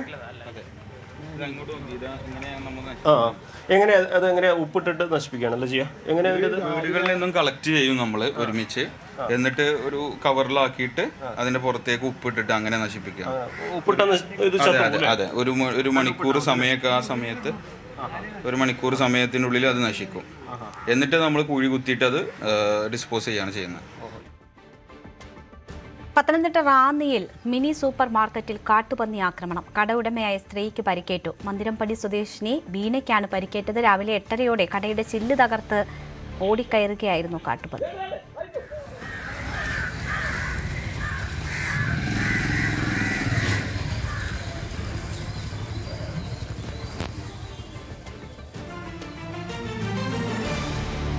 കേരള ബാങ്ക് പിരിച്ചുവിട്ട് ജില്ലാ ബാങ്കുകളെ പുനഃസ്ഥാപിക്കാനുള്ള നീക്കം സർക്കാർ സജീവമായി പരിഗണിക്കുന്നതായി സൂചന. ആദ്യ പിണറായി സർക്കാരാണ് 13 ജില്ലാ ബാങ്കുകളെ ലയിപ്പിച്ച് കേരള ബാങ്ക് രൂപീകരിച്ചത്. എതിർപ്പുയർത്തിയ മലപ്പുറം ജില്ലാ ബാങ്ക് ഇപ്പോഴും പൂർണ്ണമായും കേരള ബാങ്കിന്റെ ഭാഗമായിട്ടില്ല. കേരള ബാങ്ക് രൂപീകരണ കാലത്തെ ലക്ഷ്യത്തിലേക്ക് എത്തിയില്ലെന്ന് മാത്രമല്ല, സഹകരണ മേഖലയിലെ പ്രതിസന്ധി കാലത്ത് പ്രാഥമിക സഹകരണ സംഘങ്ങൾക്ക് ഒരു സഹായവും എത്തിക്കാൻ കേരള ബാങ്കിന് കഴിഞ്ഞിട്ടില്ല എന്നാണ് UDFന്റെ ആരോപണം. പിണറായി സർക്കാരിന്റെ കാലത്ത് രാഷ്ട്രീയമായും നിയമപരമായും വലിയ പോരാട്ടങ്ങൾക്ക് ശേഷമാണ് ജില്ലാ ബാങ്കുകൾ ലയിപ്പിച്ച് സംസ്ഥാനത്ത് കേരള ബാങ്ക് രൂപീകരണം യാഥാർത്ഥ്യമാക്കിയത്. കോൺഗ്രസ് പലയിടങ്ങളിലും ചെറുത്തുനിന്നു. മുസ്ലിം ലീഗിന്റെ കടുത്ത എതിർപ്പുണ്ടായി. മലപ്പുറം ജില്ലാ സഹകരണ ബാങ്കിന്റെ കാര്യത്തിൽ ഇപ്പോഴും നിയമ പോരാട്ടങ്ങൾ തുടരുകയാണ്. ഇതിനിടയിലാണ് കോൺഗ്രസ് സർക്കാർ അധികാരത്തിൽ വരുന്നതും വീണ്ടും ജില്ലാ ബാങ്കുകളിലേക്ക് പോകാനുള്ള ആലോചനകൾ ശക്തമാകുന്നതും. കേരള ബാങ്ക് തന്നെ പിരിച്ചുവിട്ട് ജില്ലാ സഹകരണ ബാങ്കുകളിലേക്ക് പഴയ രീതിയിലേക്ക് പോകാനാണ് കോൺഗ്രസ് ആലോചിക്കുന്നത്. ഇത് ശരിവയ്ക്കുന്ന പ്രതികരണം കഴിഞ്ഞ ദിവസം സഹകരണ മന്ത്രി ലിജുവിന്റെ ഭാഗത്തുനിന്നും ഉണ്ടായി. ജില്ലാ ബാങ്കുകളാണ് നല്ലത് എന്നത് UDFന്റെ കോൺഗ്രസിന്റെ രാഷ്ട്രീയ നിലപാടാണ്. എന്നാൽ ഇപ്പോൾ കേരള ബാങ്കുകളെ ദുർബലപ്പെടുത്തില്ല. പക്ഷേ അങ്ങനെ ഭാവിയിൽ സംഭവിച്ചുകൂടായില്ല എന്നൊരു പ്രതികരണമാണ് സഹകരണ മന്ത്രി M. ലിജു നടത്തിയത്. വീണ്ടും ജില്ലാ സഹകരണ ബാങ്കുകൾ പുനഃസ്ഥാപിക്കണമെന്നുള്ള അഭിപ്രായങ്ങളുണ്ട്. പക്ഷേ ഇതുമായി ബന്ധപ്പെട്ട നയപരമായ ഒരു തീരുമാനവും ഇതുവരെ സർക്കാർ സ്വീകരിച്ചിട്ടില്ല. ഭാവിയിൽ എന്ത് സംഭവിക്കും എന്നുള്ളത് ഞാൻ പറഞ്ഞല്ലോ, അതൊരു പഠനത്തിലും കാര്യത്തിനും ശേഷം മാത്രമേ, അല്ലാതെ ഇപ്പോൾ പെട്ടെന്ന് കേരള ബാങ്ക് നാളെ വെട്ടിമുറിക്കും എന്നൊന്നും പറയാൻ ഞാൻ ആളല്ല. അത് പറയുന്നതും ശരിയായ ഒരു കാര്യമല്ല. ഏത് തീരുമാനവും അവധാനതയോടുകൂടി കേരളത്തിന്റെ സമ്പദ് വ്യവസ്ഥയ്ക്ക് ഗുണകരമാകുന്ന, സഹകരണ മേഖലയ്ക്ക് ഗുണകരമാകുന്ന തീരുമാനങ്ങൾ മാത്രമേ സ്വീകരിക്കുകയുള്ളൂ. ഇതിനിടെയാണ് കഴിഞ്ഞ 24-ാം തീയതി, ജൂൺ മാസം 24-ാം തീയതി CPMന്റെ സംസ്ഥാന സെക്രട്ടറി MV ഗോവിന്ദൻ CPMന്റെ ജില്ലാ കമ്മിറ്റികൾക്ക് അയച്ച കത്തും പുറത്തു വന്നത്. അതിൽ അദ്ദേഹം പറയുന്നത് കേരള ബാങ്കിൽ പ്രാഥമിക സഹകരണ സംഘങ്ങൾക്ക് പുറമേയുള്ള C ക്ലാസ് മെമ്പർഷിപ്പ് ഉണ്ട്. അത് UDF സർക്കാർ ഭരണത്തിലെത്തിയോടുകൂടി C ക്ലാസ് അംഗങ്ങൾക്ക് കൂടി വോട്ടവകാശം നൽകാനുള്ള നീക്കങ്ങൾ നടത്തുന്നുണ്ട്. അങ്ങനെയെങ്കിൽ നമ്മുടെ കൂടുതൽ ആളുകളെ, കൂടുതൽ സംഘങ്ങൾക്ക് C ക്ലാസ് അംഗത്വം എടുക്കണം, അതിനുള്ള നടപടികൾ സ്വീകരിക്കണം ആവശ്യപ്പെട്ടുകൊണ്ടാണ് MV ഗോവിന്ദൻ കത്ത് നൽകിയത്. അതായത് UDF അത്തരമൊരു നീക്കം നടത്താൻ പോകുന്നു. കേരള ബാങ്ക് പിടിച്ചെടുക്കാൻ, സഹകരണ സംഘങ്ങൾ പിടിച്ചെടുക്കാൻ UDF രാഷ്ട്രീയ നീക്കം നടത്തുമ്പോൾ അതിനെ ചെറുക്കണം, അതിനുള്ള തയ്യാറെടുപ്പ് നടത്താനാണ് CPMന്റെ സംസ്ഥാന സെക്രട്ടറി ജില്ലാ ഘടകങ്ങൾക്ക് നിർദ്ദേശം നൽകിയത്. ഏറ്റവും പ്രധാനപ്പെട്ട കാര്യം, നേരത്തെ ഇതിനെ എതിർത്ത് നിന്ന, അതായത് കേരള ബാങ്ക് രൂപീകരണത്തെ എതിർത്ത് നിന്ന മുസ്ലിം ലീഗിന്റെ ശക്തമായ സമ്മർദ്ദവും കോൺഗ്രസിന് മേലിലുണ്ട്. അതുകൊണ്ട് തന്നെ കോൺഗ്രസ് വളരെ വേഗം ഈ നീക്കത്തെ കടക്കുമെന്നാണ് കരുതുന്നത്. മുസ്ലിം ലീഗ് നേതാക്കൾ ഇപ്പോഴും അത് സംബന്ധിച്ച ആ നിലപാടിൽ ഉറച്ചു നിൽക്കുകയാണ്. അപ്പോൾ ഗവൺമെന്റിനെ സംബന്ധിച്ചിടത്തോളം അക്കാര്യത്തിൽ പോളിസി ക്രിയേറ്റ് ചെയ്യുമ്പോൾ സ്വാഭാവികമായിട്ടും അതിന്റെ കൂടെ മുസ്ലിം ലീഗ് നിൽക്കാൻ പറ്റും. മുസ്ലിം ലീഗ് കാര്യത്തിൽ വ്യത്യസ്തമായിട്ട് അഭിപ്രായമൊന്നും ഉണ്ടാവില്ല. ഇപ്പോൾ കേരള ബാങ്കുമായി ബന്ധപ്പെട്ടത് വന്നപ്പോൾ Malappuram district cooperative bank Kerala ബാങ്കിൽ ലയിച്ചിട്ടില്ല. പിന്നെ സ്വാഭാവികമായിട്ടും കോടതി വിധിയുടെ അടിസ്ഥാനത്തിലാണ് ഇപ്പോൾ കേരള ബാങ്കിന്റെ ഭാഗമായിരിക്കുന്നത് മലപ്പുറം ഡിസ്ട്രിക്ട് കോപ്പറേറ്റീവ് ബാങ്കും. മറ്റു പ്രധാനപ്പെട്ട കാര്യമുള്ളത്, ഈ കഴിഞ്ഞ തെരഞ്ഞെടുപ്പിൽ CPMന് കണ്ണൂരിൽ പല സീറ്റുകളിലും തിരിച്ചടി ഉണ്ടാക്കിയത്, പ്രത്യേകിച്ച് പയ്യന്നൂരിലടക്കം തിരിച്ചടി ഉണ്ടാക്കിയത് സഹകരണ മേഖലയിലെ പ്രശ്നങ്ങളാണ്. അവിടെ വിമത സ്ഥാനാർത്ഥി അടക്കം കാരണമായത് ആ പ്രശ്നമാണ്. അവിടെ നിന്നുള്ള MLA കുഞ്ഞികൃഷ്ണനും അതുപോലെ തന്നെ തളിപ്പറമ്പ് MLA അടക്കം മുൻനിർത്തിക്കൊണ്ടാണ് കോൺഗ്രസ് ഈ നീക്കം നടത്തുന്നത് കൂടി ശ്രദ്ധേയമാണ്. നിയമസഭ അടക്കം ഈ MLAമാർ ഈ വിഷയത്തിൽ കേരള ബാങ്ക് എന്നതിന് പകരം പഴയ സംവിധാനത്തെ തിരിച്ചു പോകണമെന്ന ആവശ്യം മുന്നോട്ട് വച്ചിരുന്നു. ആ നിലപാട് ആവർത്തിക്കുകയാണ് TK Govindan MLA. Kerala bank primary ബാങ്കുകൾക്കോ സാധാരണ കൃഷിക്കാർക്കോ പ്രയോജനം ചെയ്യുന്ന ഒന്നല്ല. അത് കോർപ്പറേറ്റ് വൽക്കരിക്കപ്പെട്ട ഒരു സ്ഥാപനമായി മാറിയിരിക്കുന്നു എന്നതുകൊണ്ടാണ് കേരള ബാങ്ക് പഴയ രീതിയിലേക്ക് മാറണം, ജില്ലാ ബാങ്കുകളായി മാറണം എന്ന് ഞാൻ പറയാൻ കാരണം. എങ്ങനെയാണോ കേരള ബാങ്ക് യാഥാർത്ഥ്യമായത് അതിലേറെ കടമ്പകൾ കടക്കേണ്ടി വരും. തിരികെ ജില്ലാ ബാങ്കുകളിലേക്ക് പോകണമെങ്കിൽ നിയമപരമായ പോരാട്ടം ഉണ്ടാകുമെന്ന് ഉറപ്പാണ്. രാഷ്ട്രീയമായി അതിനെ പ്രതിരോധിക്കാൻ CPM ഇടതുമുന്നണിയും മുന്നിട്ടിറങ്ങും. അങ്ങനെ വലിയ രാഷ്ട്രീയ പോരാട്ടങ്ങൾക്ക് വരാനിരിക്കുന്ന നാളുകൾ മാറുമെന്ന ഉറപ്പാണ്. സഹകരണ മേഖലയെ ചൊല്ലി BJPയും ഈ സഹകരണ മേഖലയിലെ മത്സരത്തിൽ മുന്നിൽ തന്നെ ഉണ്ടാകും. പേഴ്സണൽ സ്റ്റാഫ് നിയമനത്തിൽ മന്ത്രിമാർ തന്നിഷ്ടം കാണിച്ചുവെന്ന ആക്ഷേപവുമായി MSF രംഗത്ത്. കഴിഞ്ഞ ദിവസം മലപ്പുറത്ത് ചേർന്ന ജില്ലാ കമ്മിറ്റിയിൽ ശക്തമായ പ്രതിഷേധമുയർന്നു. 10 കൊല്ലം തെരുവിൽ തല്ലുകൊണ്ട് സമരം ചെയ്ത് ജയിലിൽ കിടന്നവരെ അവഗണിച്ചെന്നാണ് MSFന്റെ ആക്ഷേപം. നേരത്തെ യൂത്ത് ലീഗും സമാന വിമർശനം ഉയർത്തിയിരുന്നു. എന്നാൽ എല്ലാവരെയും പരിഗണിക്കുന്നത് പ്രായോഗികമല്ലെന്നും നിയമനം മുഴുവൻ പൂർത്തിയായിട്ടില്ല എന്നുമാണ് ലീഗ് നേതൃത്വത്തിന്റെ പ്രതികരണം. യൂത്ത് ലീഗിന് പിന്നാലെ MSFും മുസ്ലിം ലീഗ് മന്ത്രിമാർക്കെതിരെ വിമർശനവുമായി രംഗത്തെത്തിയിരിക്കുകയാണ്. പ്രധാനമായിട്ടും ഉയരുന്ന വിമർശനം പേഴ്സണൽ സ്റ്റാഫ് നിയമനത്തെ ചൊല്ലി തന്നെയാണ്. നേരത്തെ തന്നെ യൂത്ത് ലീഗിനെയും MSFിനെയും ഒക്കെ ഈ പേഴ്സണൽ സ്റ്റാഫ് നിയമനത്തിൽ അവഗണിച്ചുവെന്ന പരാതി ശക്തമാണ്. കഴിഞ്ഞ ദിവസം ചേർന്ന MSFിന്റെ മലപ്പുറം ജില്ലാ കമ്മിറ്റിയിലും ഇതേ ഒരു കാര്യം തന്നെയാണ് ഉയർന്നത്. പ്രധാനമായിട്ടും അവർ അവതരിപ്പിച്ച പ്രമേയത്തിൽ പറയുന്നത് പേഴ്സണൽ സ്റ്റാഫ് നിയമനങ്ങളിൽ മന്ത്രിമാർ തന്നിഷ്ടം കാണിച്ചു എന്നുള്ളതാണ്. ഭരണം ലഭിച്ചപ്പോൾ MSF അവഗണിക്കപ്പെട്ടു. മന്ത്രിമാരുടെ സ്വയംഭരണ പ്രവണതകൾക്കെതിരെ അമർഷം രേഖപ്പെടുത്തുകയാണ്. ഇത് പാർട്ടി ഈ പേഴ്സണൽ സ്റ്റാഫ് നിയമനങ്ങളെ സുതാര്യമാക്കാൻ വേണ്ടി നടപടിയെടുത്തെങ്കിലും ഉപസമിതിയെ എടുത്തെങ്കിലും ചുമതലപ്പെടുത്തിയെങ്കിലും അതിനെയൊക്കെ നോക്കുകൂത്തിയാക്കിയിട്ടാണ് പേഴ്സണൽ സ്റ്റാഫ് നിയമനം നടന്നിട്ടുള്ളത്. തന്നിഷ്ടപ്രകാരം സ്റ്റാഫുകളെ കുത്തിക്കയറ്റുന്ന ഒരവസ്ഥയാണ് ഉണ്ടായത്. പോഷക സംഘടനകൾ സമർപ്പിച്ച ലിസ്റ്റ് മന്ത്രിമാർ തള്ളുകയായിരുന്നു. കഴിഞ്ഞ 10 വർഷം സമരം ചെയ്തും മർദ്ദനങ്ങൾ ഏറ്റുവാങ്ങിയും ജയിൽവാസം അനുഷ്ഠിച്ചവരൊക്കെ പാർട്ടി അവഗണിക്കുന്ന ഒരു സാഹചര്യമാണ് ഉണ്ടായത്. രാഷ്ട്രീയ ബോധ്യമോ പാർട്ടി കൂറോ ഇല്ലാത്തവരെയാണ് പേഴ്സണൽ സ്റ്റാഫിൽ തിരികെ കയറ്റിയതെന്ന വിമർശനമാണ് MSF ഉയർത്തുന്നത്. എന്താണെങ്കിലും വലിയ പ്രതിഷേധം നേരത്തെ യൂത്ത് ലീഗും സമാനമായ തരത്തിൽ തന്നെ മന്ത്രിമാർക്കെതിരെ ഉയർത്തിയിരുന്നു. അവരെയും പരിഗണിക്കാത്തതിൻ്റെ വിമർശനമാണ് ഉയർത്തിയത്. ഒപ്പം തന്നെ PM ശ്രീ എന്ന് പിന്മാറണമെന്ന ആവശ്യവും യൂത്ത് ലീഗിനെ പോലെ MSFും ആവശ്യപ്പെടുന്നുണ്ട്. എന്നാൽ ഇതുമായി ബന്ധപ്പെട്ട് ലീഗ് നേതൃത്വത്തിന് പറയാനുള്ളത് ഇപ്രകാരമാണ്: പേഴ്സണൽ സ്റ്റാഫ് നിയമനം പൂർത്തിയായിട്ടില്ല, അത് ഇനിയും പൂർത്തീകരിക്കേണ്ടതുണ്ട്. മാത്രമല്ല വലിയൊരു പട്ടികയാണ് പേഴ്സണൽ സ്റ്റാഫ് നിയമനത്തിന് മുന്നോടിയായിട്ട് സമർപ്പിച്ചിട്ടുള്ളത്. അതിൽ എല്ലാവരെയും തൃപ്തിപ്പെടുത്തുക സാധ്യമല്ലെന്നും പരിചയ സമ്പത്ത് വലിയ പ്രധാനപ്പെട്ട ഘടകമാണെന്നും ലീഗ് മലപ്പുറം ജില്ലാ secretary P. Abdul Hameed master പറഞ്ഞു. ഇപ്പം ഞാൻ പറഞ്ഞില്ലേ, ധാരാളം അപേക്ഷകരുണ്ട് മന്ത്രിമാരുടെ സ്റ്റാഫിൽ വരാൻ വേണ്ടിയിട്ട്. കാരണം MSFിൻ്റെ യൂത്ത് ലീഗിൻ്റെയൊക്കെ പ്രധാനപ്പെട്ടിട്ടുള്ള എന്നാൽ അഭ്യസ്തവിദ്യരായ ക്വാളിഫൈഡായ കുറേ ആൾക്കാരുണ്ട്. മന്ത്രിമാരുടെ സ്റ്റാഫിൽ നിശ്ചയിക്കുന്നതിന് എണ്ണം ഉണ്ടല്ലോ, അതിൻ്റെ എത്രയോ 10 മടങ്ങ് കൂടുതലാണ് അപേക്ഷകരുടെ എണ്ണം ഞങ്ങളുടെ കൂട്ടത്തിൽ. എല്ലാവരെയും ഒന്നും തൃപ്തിപ്പെടുത്താൻ നമുക്ക് സാധിച്ചോളുന്നില്ല. പരമാവധി ആൾക്കാരെ അതിൻ്റെ മെറിറ്റ് നോക്കിയിട്ട് നിശ്ചയിക്കാൻ വേണ്ടിയുള്ള ശ്രമങ്ങൾ നടന്നുകൊണ്ടിരിക്കുന്നുണ്ട്. പേഴ്സണൽ സ്റ്റാഫ് നിയമനത്തിൽ പാർട്ടി നൽകിയ നിർദ്ദേശങ്ങൾ പൂർണ്ണമായും മന്ത്രിമാർ ഉൾക്കൊണ്ടില്ലെന്ന വിമർശനം മുസ്ലിം ലീഗിലും ശക്തമായിട്ട് തന്നെ ഉയരുന്നുണ്ട്. കാരണം നേരത്തെ പാർട്ടി നൽകിയ പട്ടികയിൽ നിന്ന് ആളുകളെ എടുക്കണമെന്നൊരു നിബന്ധന വെച്ചിരുന്നെങ്കിലും മന്ത്രിമാർ പൂർണ്ണമായിട്ടും അത് ഉൾക്കൊള്ളാതെ തനിഷ്ടപ്രകാരം നിയമനം നടത്തിയെന്ന ആക്ഷേപം തന്നെയാണ് ലീഗിനുള്ളിലും പ്രധാനമായിട്ടും ഉയരുന്നത്. ഇത് വരും ദിവസങ്ങളിൽ പരസ്യ പ്രതിഷേധത്തിലേക്ക് വരില്ലെങ്കിൽ പോലും മുസ്ലിം ലീഗിനുള്ളിൽ ഇത് അമർഷം പുകയുന്ന ഒരു സാഹചര്യമാണ് സൃഷ്ടിച്ചിരിക്കുന്നത്. CV Anumod, news 18. പേഴ്സണൽ സ്റ്റാഫിലെ രാജിയിൽ പ്രതികരണവുമായി K. മുരളീധരൻ. 12 മണിവരെ സെക്രട്ടേറിയറ്റിൽ ഇരിക്കുന്ന ആളാണ് താൻ. അത്രയും നേരം ഇരിക്കാൻ ബുദ്ധിമുട്ടുള്ളതുകൊണ്ടാണ് സ്വയം പിരിഞ്ഞുപോയത് എന്ന് അവർ തന്നെ വ്യക്തമാക്കിയല്ലോ എന്ന് മുരളീധരൻ പറഞ്ഞു. അത് അവർ തന്നെ പറഞ്ഞല്ലോ എന്തുകൊണ്ടാണെന്ന്. ഞാൻ രാത്രി 12 മണിക്കാണ് സെക്രട്ടേറിയറ്റിൽ പോകാറ്. അത്രയും സമയം ഇരിക്കാനുള്ള ബുദ്ധിമുട്ട് ചിലർക്കുണ്ട്. അതുകൊണ്ട് അവർ ഒഴിഞ്ഞു പോയി സ്വയം, അത്രയേ ഉള്ളൂ. അപ്പോൾ ജോലി എടുക്കാൻ പ്രയാസമുള്ളവർ സ്വാഭാവികമായിട്ട് ഒഴിഞ്ഞു പോവും, പുതിയ ആൾക്കാരെ വയ്ക്കും. സർക്കാരിന്റെ മദ്യനയത്തെക്കുറിച്ച് ഒന്നും പ്രതികരിക്കാതെ VM സുധീരൻ. ചോദ്യങ്ങളിൽ നിന്ന് സുധീരൻ ഒഴിഞ്ഞുമാറി. K. കരുണാകരൻ സ്മൃതി മണ്ഡപത്തിൽ പുഷ്പാർച്ചന നടത്താനെത്തിയപ്പോഴാണ് മാധ്യമങ്ങൾ സുധീരന്റെ പ്രതികരണം തേടിയത്. IT കമ്പനികളിൽ ട്രേഡ് യൂണിയൻ പ്രവർത്തനം വേണമെന്നും അതിനുള്ള ഇടപെടൽ CITU നടത്തുമെന്നും മുൻ മന്ത്രി V. ശിവൻകുട്ടി. കോറോ ഹെൽത്തിന്റേത് നിയമലംഘനമാണ്. നിയമ നടപടികൾക്ക് CITU മുൻകൈയെടുക്കുമെന്നും ശിവൻകുട്ടി പറഞ്ഞു. സംസ്ഥാനത്ത് വ്യാപകമായി കോഴിക്കോടും എറണാകുളത്തും തിരുവനന്തപുരത്തും IT അനുബന്ധ സ്ഥാപനങ്ങളിൽ നടന്നുകൊണ്ടിരിക്കുന്ന തൊഴിലാളി വിരുദ്ധ നീക്കങ്ങൾക്കെതിരെ CITU അതിശക്തമായി പ്രക്ഷോഭങ്ങളുമായി മുന്നോട്ട് പോകും. IT അനുബന്ധ മേഖലകളിൽ ശക്തമായ ട്രേഡ് യൂണിയൻ പ്രസ്ഥാനങ്ങൾ ഇല്ലാത്തതാണ് മാനേജ്മെന്റുകൾ ഇത്തരത്തിലുള്ള തൊഴിലാളി വിരുദ്ധ നടപടികൾ സ്വീകരിക്കുവാൻ കാരണം. ഈ മേഖലയിൽ ശക്തമായ തൊഴിലാളി പ്രസ്ഥാനങ്ങൾ ഉയർന്നു വരേണ്ടത് തൊഴിലാളികളുടെ അവകാശങ്ങൾ സംരക്ഷിക്കുവാൻ അനിവാര്യമാണെന്ന് CITU കാണുന്നു. കോറോ ഹെൽത്ത് മാനേജ്മെന്റ് ഈ നിയമപരമായ നടപടികൾ പാലിക്കാതെയാണ് തൊഴിലാളികളെ പുറത്താക്കിയിട്ടുള്ളത്. ഇത് വ്യക്തമായ നിയമലംഘനമാണ്. അതിനാൽ ഈ നിയമവിരുദ്ധ പിരിച്ചുവിടലിനെതിരെ ലേബർ കമ്മീഷണർക്കും ലേബർ കോടതികൾക്കും മുന്നിൽ ഇൻഡസ്ട്രിയൽ ഡിസ്പ്യൂട്ട്സ് ആയി ഉന്നയിക്കുവാനും തൊഴിലാളികളെ തിരിച്ചെടുക്കുന്നത് ഉൾപ്പെടെയുള്ള നടപടികളിലേക്ക് നീങ്ങാനും CITU മുൻകൈയെടുക്കും. മലപ്പുറം എടവണ്ണപ്പാറ ടൗണിൽ റോഡിനോട് ചേർന്ന് അനധികൃതമായി നിർമ്മിച്ചതെല്ലാം പൊളിച്ചുമാറ്റാനുള്ള നീക്കത്തിലാണ് വാഴക്കാട് പഞ്ചായത്ത്.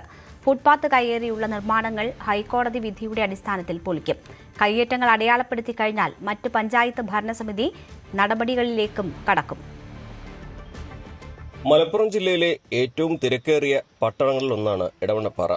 കോഴിക്കോട് നിന്നും അരീക്കോട് നിന്നും കൊണ്ടോട്ടിയിൽ നിന്നുമെല്ലാമുള്ള റോഡുകൾ വന്നു ചേരുന്ന ജംഗ്ഷനാണ് എടവണ്ണപ്പാറയിലെ. ഇവിടെ കടകൾ, റോഡ് കയ്യേറി നിർമ്മിച്ച അനധികൃത നിർമ്മാണങ്ങളെല്ലാം പൊളിക്കാനാണ് വാഴക്കാട് പഞ്ചായത്തിന്റെ തീരുമാനം. ഇക്കാര്യം വ്യാപാരികളുമായി സംസാരിച്ചു കഴിഞ്ഞു. അനധികൃതമായി നിർമ്മിച്ചത് അടയാളപ്പെടുത്തി കഴിഞ്ഞാൽ ഒരാഴ്ചയ്ക്കുള്ളിൽ അത് പൊളിക്കണം. വ്യാപാരികൾ പൊളിച്ചില്ലെങ്കിൽ പഞ്ചായത്ത് അത് ചെയ്ത് ഹൈക്കോടതി വിധി നടപ്പിലാക്കുമെന്നും പഞ്ചായത്ത് ഭരണസമിതി. ബിൽഡിംഗ് പെർമിറ്റ് പ്രകാരം ഏതൊരു സ്ഥാപന ഉടമയുടെയും അവകാശം എന്ന് പറയുന്നത് ഷട്ടറിന്റെ അപ്പുറത്തേക്കാണ്. നേർമറിച്ച് ഇപ്പം എടവണ്ണപ്പാറയിൽ നിങ്ങൾ സമയം കിട്ടുമെങ്കിൽ ഒന്ന് പോയി നോക്കിയാൽ കാണാൻ കഴിയുന്ന ഒരു കാര്യം, ഷട്ടറിൻ്റെ പുറത്തേക്ക് എല്ലാ ഷോപ്പുകളിൽ നിന്നും അവർ 1 മീറ്ററും 2 മീറ്ററും നീളത്തിലേക്ക് വലിച്ചിറക്കി കൊണ്ടുവന്നിട്ട് കച്ചവടം ചെയ്യുന്ന അല്ലെങ്കിൽ അവരുടെ ഏർപ്പാട് ചെയ്യുന്ന ഒരു സാഹചര്യമാണ്. ഏറ്റവും ദുഃഖകരമായൊരു സാഹചര്യം. പക്ഷേ എടുത്തു പറയേണ്ട ഒരു കാര്യം, വ്യാപാരി വ്യവസായി സംഘടന അവരെ പഞ്ചായത്തിലേക്ക് ഞങ്ങൾ വിളിച്ചു, കാര്യങ്ങൾ അവരെ ബോധ്യപ്പെടുത്തി. അത് ഉൾക്കൊള്ളാൻ അവർ തയ്യാറായി എന്ന് മാത്രമല്ല, അവർ ചെറിയൊരു സാവകാശം ആവശ്യപ്പെട്ടു. ആ സാവകാശം വകവെച്ച് കൊടുക്കാൻ പഞ്ചായത്ത് തയ്യാറായി. ഞങ്ങൾ തന്നെ മുൻകൈയെടുത്ത് ഇത് നീക്കാൻ സന്നദ്ധരാണ് എന്ന് അവർ അറിയിച്ചിട്ടുണ്ട്. ഒരു കാര്യം ഉറപ്പിച്ച് പറയാൻ ഞങ്ങൾ ആഗ്രഹിക്കുകയാണ്, ഏതെങ്കിലും കച്ചവടക്കാർ ഈ പറഞ്ഞതുപോലെ അവർ വാഗ്ദത്തം നൽകിയതുപോലെ പ്രാവർത്തികമാക്കാൻ തയ്യാറായിട്ടില്ലെങ്കിൽ ഒരു കാരണവശാലും യാതൊരു വിധത്തിലുള്ള ദയാദാക്ഷിണ്യവും കൂടാതെ ഇവിടെ ട്രാഫിക് റെഗുലേറ്ററി കമ്മീഷൻ അവരുടെ കൂടി സഹകരണത്തോടുകൂടി, പോലീസ് അധികാരികളുടെ സഹകരണത്തോടുകൂടി ഒരാഴ്ചക്കകം ഇത് കംപ്ലീറ്റ് നീക്കം ചെയ്യാനുള്ള പണി ഞങ്ങൾ എടുക്കും. 4 റോഡുകളിലും അനധികൃതമായി നിർമ്മിച്ചതെല്ലാം അടയാളപ്പെടുത്തുന്ന നടപടികളാണ് ഇപ്പോൾ നടക്കുന്നത്. 2 ദിവസം കൊണ്ട് ഇവ പൂർത്തിയാകും. അതിനുശേഷമാകും പൊളിച്ചു നീക്കൽ. ഗതാഗത പ്രശ്നത്തിനും കാൽനട യാത്രക്കാർ നേരിടുന്ന ബുദ്ധിമുട്ടിനും ഇതോടെ പരിഹാരമാകുമെന്നാണ് പ്രതീക്ഷ. ന്യൂസ് 18 മലപ്പുറം. പശ്ചിമേഷ്യൻ സംഘർഷം ഒഴിവാക്കാനുള്ള തുടർ ചർച്ചകൾ ഉണ്ടാകുമെന്ന് സൂചന. 11-ന് ഇസ്ലാമാബാദിൽ ചർച്ച നടക്കുമെന്നാണ് സൂചന. അതേസമയം തന്നെ ഇസ്രായേൽ ചാരസംഘടന മൊസാദ് പാക് പ്രധാനമന്ത്രി ഷഹബാസ് ഷെരീഫിനെ അടക്കം കൊലപ്പെടുത്താൻ പദ്ധതിയിട്ടുവെന്ന വാർത്ത ശരിവെക്കുന്ന വിവരങ്ങൾ പുറത്തുവരികയാണ്. വി വിനോദുണ്ട് വാർത്തയുടെ വിശദാംശങ്ങളുമായി. വിനോദ്, ഇറാന്റെ പ്രധാന നേതാക്കളെ അടക്കം കൊല്ലാൻ ഇസ്രായേൽ ശ്രമിച്ചു എന്ന വിവരങ്ങൾ അമേരിക്കൻ മാധ്യമങ്ങൾ കഴിഞ്ഞ ദിവസം പുറത്തുവിട്ടിരുന്നു. ഇപ്പോൾ മധ്യസ്ഥത നടത്തുന്ന പാകിസ്ഥാന്റെ പ്രധാനപ്പെട്ട നേതാക്കളെയും ലക്ഷ്യമിട്ടു എന്ന വിവരങ്ങൾ വരികയാണ്. എന്തൊക്കെയാണ് വിശദാംശങ്ങൾ? ഇസ്രായേൽ ഒരു തരത്തിലും ഈ സമാധാന കരാറിനെ പിന്തുണയ്ക്കില്ല, അല്ലെങ്കിൽ പിന്തുണയ്ക്കുന്നില്ല. അവർ ഇറാനെ അവസാനിപ്പിക്കുക എന്നൊരു നിലപാടിൽ തന്നെ നിൽക്കുന്നു. ലെബനനെ ആക്രമിക്കുക, സിറിയയെ ആക്രമിക്കുക, ആ തരത്തിൽ ഉള്ള ഒരു അഗ്രസീവായിട്ടുള്ള സമീപനം, അല്ലെങ്കിൽ ഈ രാജ്യങ്ങൾക്ക് നേരെ അവർക്ക് തുടർച്ചയായ ആക്രമണം നടത്തണമെന്ന താല്പര്യം, ഇത് ഇസ്രായേലിൻ്റെ അസ്തിത്വത്തെ, അവരുടെ നിലനിൽപ്പിനെ ബാധിക്കുന്ന വിഷയമാണെന്ന് അവർ ആവർത്തിച്ച് പറയുന്നു. നെതന്യാഹു അങ്ങനെ ഒരു നിലപാടിലാണ് എപ്പോഴും അദ്ദേഹത്തിൻ്റെ പ്രസ്താവനകൾ വരുന്നത്. ട്രംപുമായി ഉരസുന്നത് പോലും ഇതിൻ്റെ പേരിലാണ്. ഈ യുദ്ധം അവസാനിപ്പിക്കുന്നത് ഒരു തരത്തിലും ഇസ്രായേൽ സമ്മതിക്കുന്നില്ല, അവർക്കതിന് താല്പര്യമില്ല എന്ന് തെളിയിക്കുന്നതിൻ്റെ കൂടുതൽ വിവരങ്ങളാണ് ഇപ്പോൾ പുറത്തു വരുന്നത്. ഇപ്പോൾ പെൻറ്റഗൺ തന്നെ വെളിപ്പെടുത്തുന്ന കാര്യമാണ്, ഇങ്ങനെ ഈ രാഷ്ട്രീയ നേതാക്കളെ കൊലപ്പെടുത്താൻ, അത് മധ്യസ്ഥ നിൽക്കുന്ന രാജ്യങ്ങളുണ്ട്, അവിടുത്തെ പ്രധാനപ്പെട്ട നേതാക്കളെ, ഇപ്പോൾ ഷഹബാസ് ഷെരീഫിനെ മാത്രമല്ല പാകിസ്ഥാൻ്റെ സൈനിക മേധാവി അസം മുനീറിനെ ഉൾപ്പെടെയുള്ള നേതാക്കളെ കൊലപ്പെടുത്തുന്നതിന് വേണ്ടിയുള്ള പദ്ധതി മൊസാദ് ആസൂത്രണം ചെയ്തിരുന്നു. ഇങ്ങനെ ഈ മധ്യസ്ഥം നിന്ന് പ്രശ്നം പരിഹരിക്കാൻ ശ്രമിക്കുന്ന നേതാക്കളെ ഇല്ലായ്മ ചെയ്യുക, അങ്ങനെ ഒരു നിലയിലേക്ക് ഇസ്രായേൽ പോകുന്നു. ഇതിനിടയിലാണ് വീണ്ടും ചർച്ചകൾക്ക് സാധ്യത തുറക്കുന്നു എന്ന നിലയിലുള്ള പുതിയ വിവരങ്ങൾ വരുന്നത്. ഇസ്ലാമാബാദിൽ 11-ന് വീണ്ടും ചർച്ച നടക്കുമെന്ന സൂചനകൾ വരുന്നുണ്ട്. ഒരുപക്ഷെ 9-ന് ഖമേനിയുടെ സംസ്കാരം, അത് കഴിഞ്ഞ് 11-ന് മറ്റൊരു ചർച്ചയിലേക്ക് കാര്യങ്ങൾ പോകുന്നു. അമേരിക്കയ്ക്ക് താല്പര്യമുണ്ട്. അവിടെ ആണവ നിർവ്യാപനവുമായി ബന്ധപ്പെട്ടതാണ്. ഇറാൻ ആണവശക്തി ആകരുത് എന്നതാണ് ഇസ്രായേലിൻ്റെ പ്രധാനപ്പെട്ട കാര്യം. അതിനുവേണ്ടിയുള്ള പരിശ്രമം അമേരിക്കയുടെ ഭാഗത്തു നിന്നുണ്ട്. ഇങ്ങനെ JD വാൻസ് ഉൾപ്പെടെയുള്ളവർ നേരത്തെ സ്വിറ്റ്സർലാൻഡിൽ കരാർ ഒപ്പിടുകയും ആ കരാർ 60 ദിവസത്തെ മറ്റൊരു ചർച്ചയിലേക്ക് പോവുകയും ആയിരുന്നു. ഇതിനിടയിലാണ് വീണ്ടും സംഘർഷമുണ്ടായത്. ഇറാൻ 2 കപ്പലുകളെ ആക്രമിക്കുന്നതും അമേരിക്കയുടെ ആക്രമണം തിരികെ ഇറാനിലേക്ക് ഉണ്ടാകുന്നത്. പക്ഷേ വളരെ കരുതലോടുകൂടി തന്നെയാണ് ഇറാൻ മുന്നോട്ട് പോകുന്നത്. ഖമേനിയുടെ സംസ്കാരത്തിന് പോലും മുസ്തഫ ഖമേനി എത്തില്ല എന്ന വിവരങ്ങൾ പുറത്തു വരുന്നു. ഒരുപക്ഷേ ഇസ്രായേൽ ഇങ്ങനെ ഒരു സമീപനം കൈക്കൊള്ളും. നേതാക്കളെ വകവരുത്തുന്നതിന് മൊസാദ് ലക്ഷ്യം വെച്ച് ഇറങ്ങിയിരിക്കുന്നു എന്നതിൻ്റെ ഏറ്റവും വലിയ തെളിവുകൾ അത് അമേരിക്ക തന്നെ ഇപ്പോൾ സമ്മതിക്കുകയാണ്. രേണുക, വിനോദാണ് വിവരങ്ങൾ നൽകിയത്. ബ്രസീലിന് ഇന്ന് അഗ്നി പരീക്ഷ. ഫുട്ഗോളം in association with Methar eagle FC Kerala.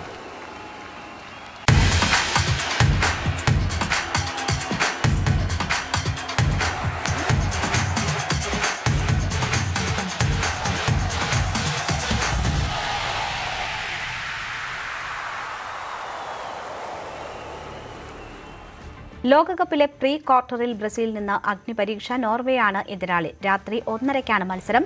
ഏറ്റുമുട്ടിയ 4 തവണയും നോർവേയെ തോൽപ്പിക്കാൻ ബ്രസീലിന് കഴിഞ്ഞിട്ടില്ല.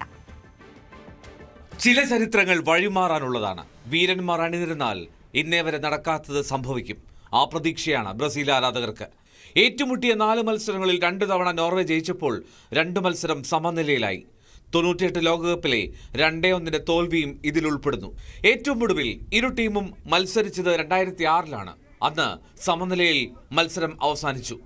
ഇതുവരെ തോൽപ്പിക്കാൻ കഴിയാത്ത നോർവേക്കെതിരെ ആദ്യ ജയവും ക്വാർട്ടർ മധുരവും പദ്ധതിയിടുകയാണ് കോച്ച് കാർലോ ആഞ്ചലോട്ടി. ജപ്പാനെതിരെ മത്സരിച്ച ടീമിൽ പൊളിച്ചെഴുതലുകൾ ഉണ്ടാകുമെന്നാണ് കോച്ച് വ്യക്തമാക്കിയത്. പരുക്കേറ്റ ലൂക്കാസ് പക്വേറ്റ കളിക്കില്ല. എന്നാൽ പരുക്കു ഭേദമായി റഫീഞ്ഞ തിരിച്ചെത്താൻ സാധ്യതയുണ്ട്. പകരക്കാരനായിട്ടായിരിക്കും റഫീഞ്ഞയുടെ തിരിച്ചുവരവ്. ഓരോ മത്സരം കഴിയുന്തോറും ടീമിന്റെ പ്രകടനം ഉയരുന്നുണ്ടെന്ന് Ancelotti. I am worried, as usual. But worried doesn't mean to be anxious. Anxious is something that you think that it didn't happen yet. I am worried because I want to occupy before of what's going to happen in the game. And so it is absolutely normal, but as I said, I am confident we improved, and I hope we can improve also tomorrow. Erling Haaland എന്ന യുവ എഞ്ചിനിലാണ് നോർവേയുടെ കുതിപ്പ്. 5 ഗോളുകളുമായി golden boot പോരാട്ടത്തിൽ പ്രധാനിയാണ് Haaland. Martin ഒഡേഗാർഡും ഹാലണ്ടും ബ്രസീലിന്റെ പ്രതിരോധത്തിന് വലിയ തലവേദന സൃഷ്ടിക്കും. പ്രതീക്ഷകളിൽ ബ്രസീലാണ് മുന്നിലെങ്കിലും വിട്ടുകൊടുക്കാനില്ല എന്ന് നോർവേ പരിശീലകൻ സോൾബാക്കൻ പറയുന്നു. I still say, obviously, Brazil is the favorites, like I told you yesterday. But I also said that it's not. I don't think they are big favorites, which they maybe had been some years ago, or 2, 3, 4 years ago. Now we have had a very good run for a very long time, and we have great confidence. ഗോൾ കൺവേർഷനിൽ ബ്രസീലിനേക്കാൾ ഏറെ മുന്നിലാണ് Norway. 43 ഗോൾ ശ്രമങ്ങളിൽ Norway 10 വിജയിച്ചപ്പോൾ 59 ഗോൾ ശ്രമങ്ങളിൽ നിന്നാണ് ബ്രസീലിന്റെ 9 ഗോളുകൾ. 20 വർഷം മുമ്പാണ് നോർവേയും ബ്രസീലും അവസാനം ഏറ്റുമുട്ടിയത്. അന്ന് സമനിലയായിരുന്നു ഫലം. ഇന്ന് വീണ്ടും എത്തുമ്പോൾ ഒരു വ്യത്യാസമുണ്ട്. എർലിംഗ് ഹാളണ്ട് എന്നൊരു ഗോൾ മെഷീനുണ്ട് ഈ നോർവീജിയൻ സംഘത്തിൽ. World cup desk, news 18. മെക്സിക്കോയും ഇംഗ്ലണ്ടും തമ്മിലാണ് ക്വാർട്ടർ ഫൈനലിലെ മറ്റൊരു ഗ്ലാമർ പോരാട്ടം. എല്ലാ മത്സരവും ജയിച്ചാണ് മെക്സിക്കോ പ്രീ ക്വാർട്ടറിലെത്തിയത്. അസ്റ്റക്ക സ്റ്റേഡിയത്തിൽ ഇന്ത്യൻ സമയം രാവിലെ 5:30 കിക്ക് ഓഫ്. സമുദ്രനിരപ്പിൽ നിന്ന് 7350 അടി ഉയരത്തിലാണ് മെക്സിക്കോ സിറ്റിയിലെ അസ്റ്റക്ക സ്റ്റേഡിയം. കളിക്കാർക്ക് പെട്ടെന്ന് ക്ഷീണം അനുഭവപ്പെടാൻ സാധ്യതയുണ്ടെന്ന് മാത്രമല്ല, ശ്വാസമെടുക്കാനും ബുദ്ധിമുട്ടുണ്ടാകാം. ഈ സാഹചര്യം പ്രതികൂലമാവുന്നത് ഇംഗ്ലണ്ടിനാണ്. ആതിഥേയരായ മെക്സിക്കോയ്ക്ക് സ്വന്തം മൈതാനവും അവിടുത്തെ സാഹചര്യവും അത്രമേൽ പരിചിതം. നിറഞ്ഞെത്തുന്ന കാണികൾ മെക്സിക്കോയ്ക്ക് നൽകുന്ന ഊർജം ചെറുതല്ല. ശക്തമായ പ്രതിരോധമാണ് മെക്സിക്കോയുടെ കരുത്ത്. ട്രംപ് കാർഡായി ജൂലിയൻ ക്വിനോണസ് ഉള്ളപ്പോൾ പ്രതീക്ഷ വാനോളം. Jude Bellingham, Harry Kane, Phil Foden തുടങ്ങിയ പ്രതിഭകളുടെ സാന്നിധ്യമാണ് ഇംഗ്ലണ്ടിന്റെ കരുത്ത്. യുവതാരങ്ങളുടെ വേഗതയും ഡ്രിബ്ലിംഗ് മികവും ഏത് പ്രതിരോധത്തെയും ഭയപ്പെടുത്തും. തോമസ് ടുഷേലിന്റെ തന്ത്രങ്ങൾ ഇംഗ്ലണ്ടിന്റെ പ്രതീക്ഷ കൂട്ടുന്നു. We are in an iconic place, iconic stadium, a massive game, knockout game against Mexico in Azteca. It's just an iconic match and a big stage, and we feel it.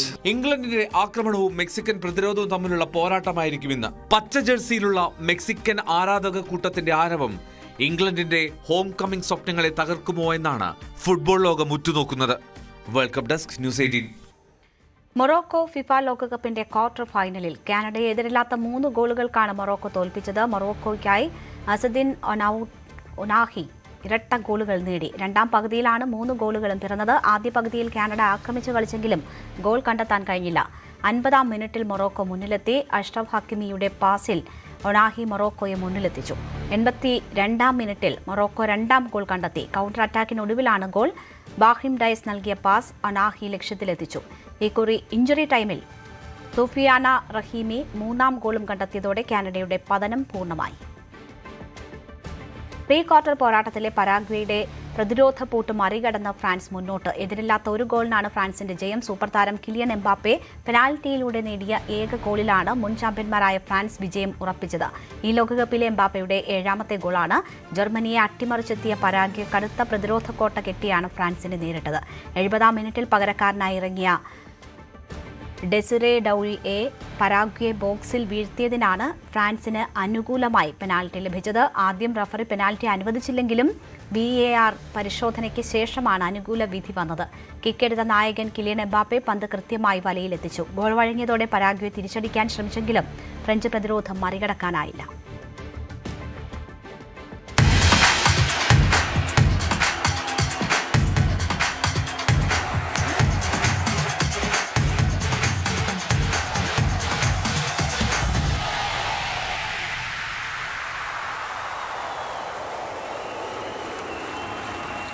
ഫുട്ഗോളം in association with Methar eagle FC Kerala.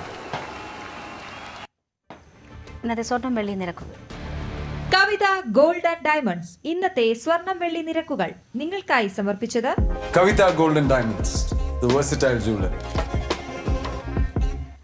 സ്വർണം 22 carrot ഗ്രാമിന് 13,450 രൂപ, പവന് 1,07,600 രൂപ. സ്വർണം 18 carrot ഗ്രാമിന് 11,110 രൂപ, പവന് 88,880 രൂപ. വെള്ളി ഗ്രാമിന് 250 രൂപ, കിലോയ്ക്ക് 2,50,000 രൂപ. കവിത ഗോൾഡ് ആൻഡ് ഡയമണ്ട്സ് ഇന്നത്തെ സ്വർണം വെള്ളി നിരക്കുകൾ നിങ്ങൾക്കായി സമർപ്പിക്കുന്നത് Kavitha gold and diamonds, the versatile jewellery.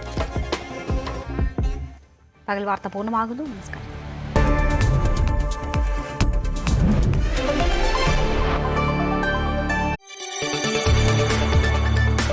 കൂടുതൽ വാർത്തകൾക്ക് news 18 Keralam YouTube channel subscribe ചെയ്യുക.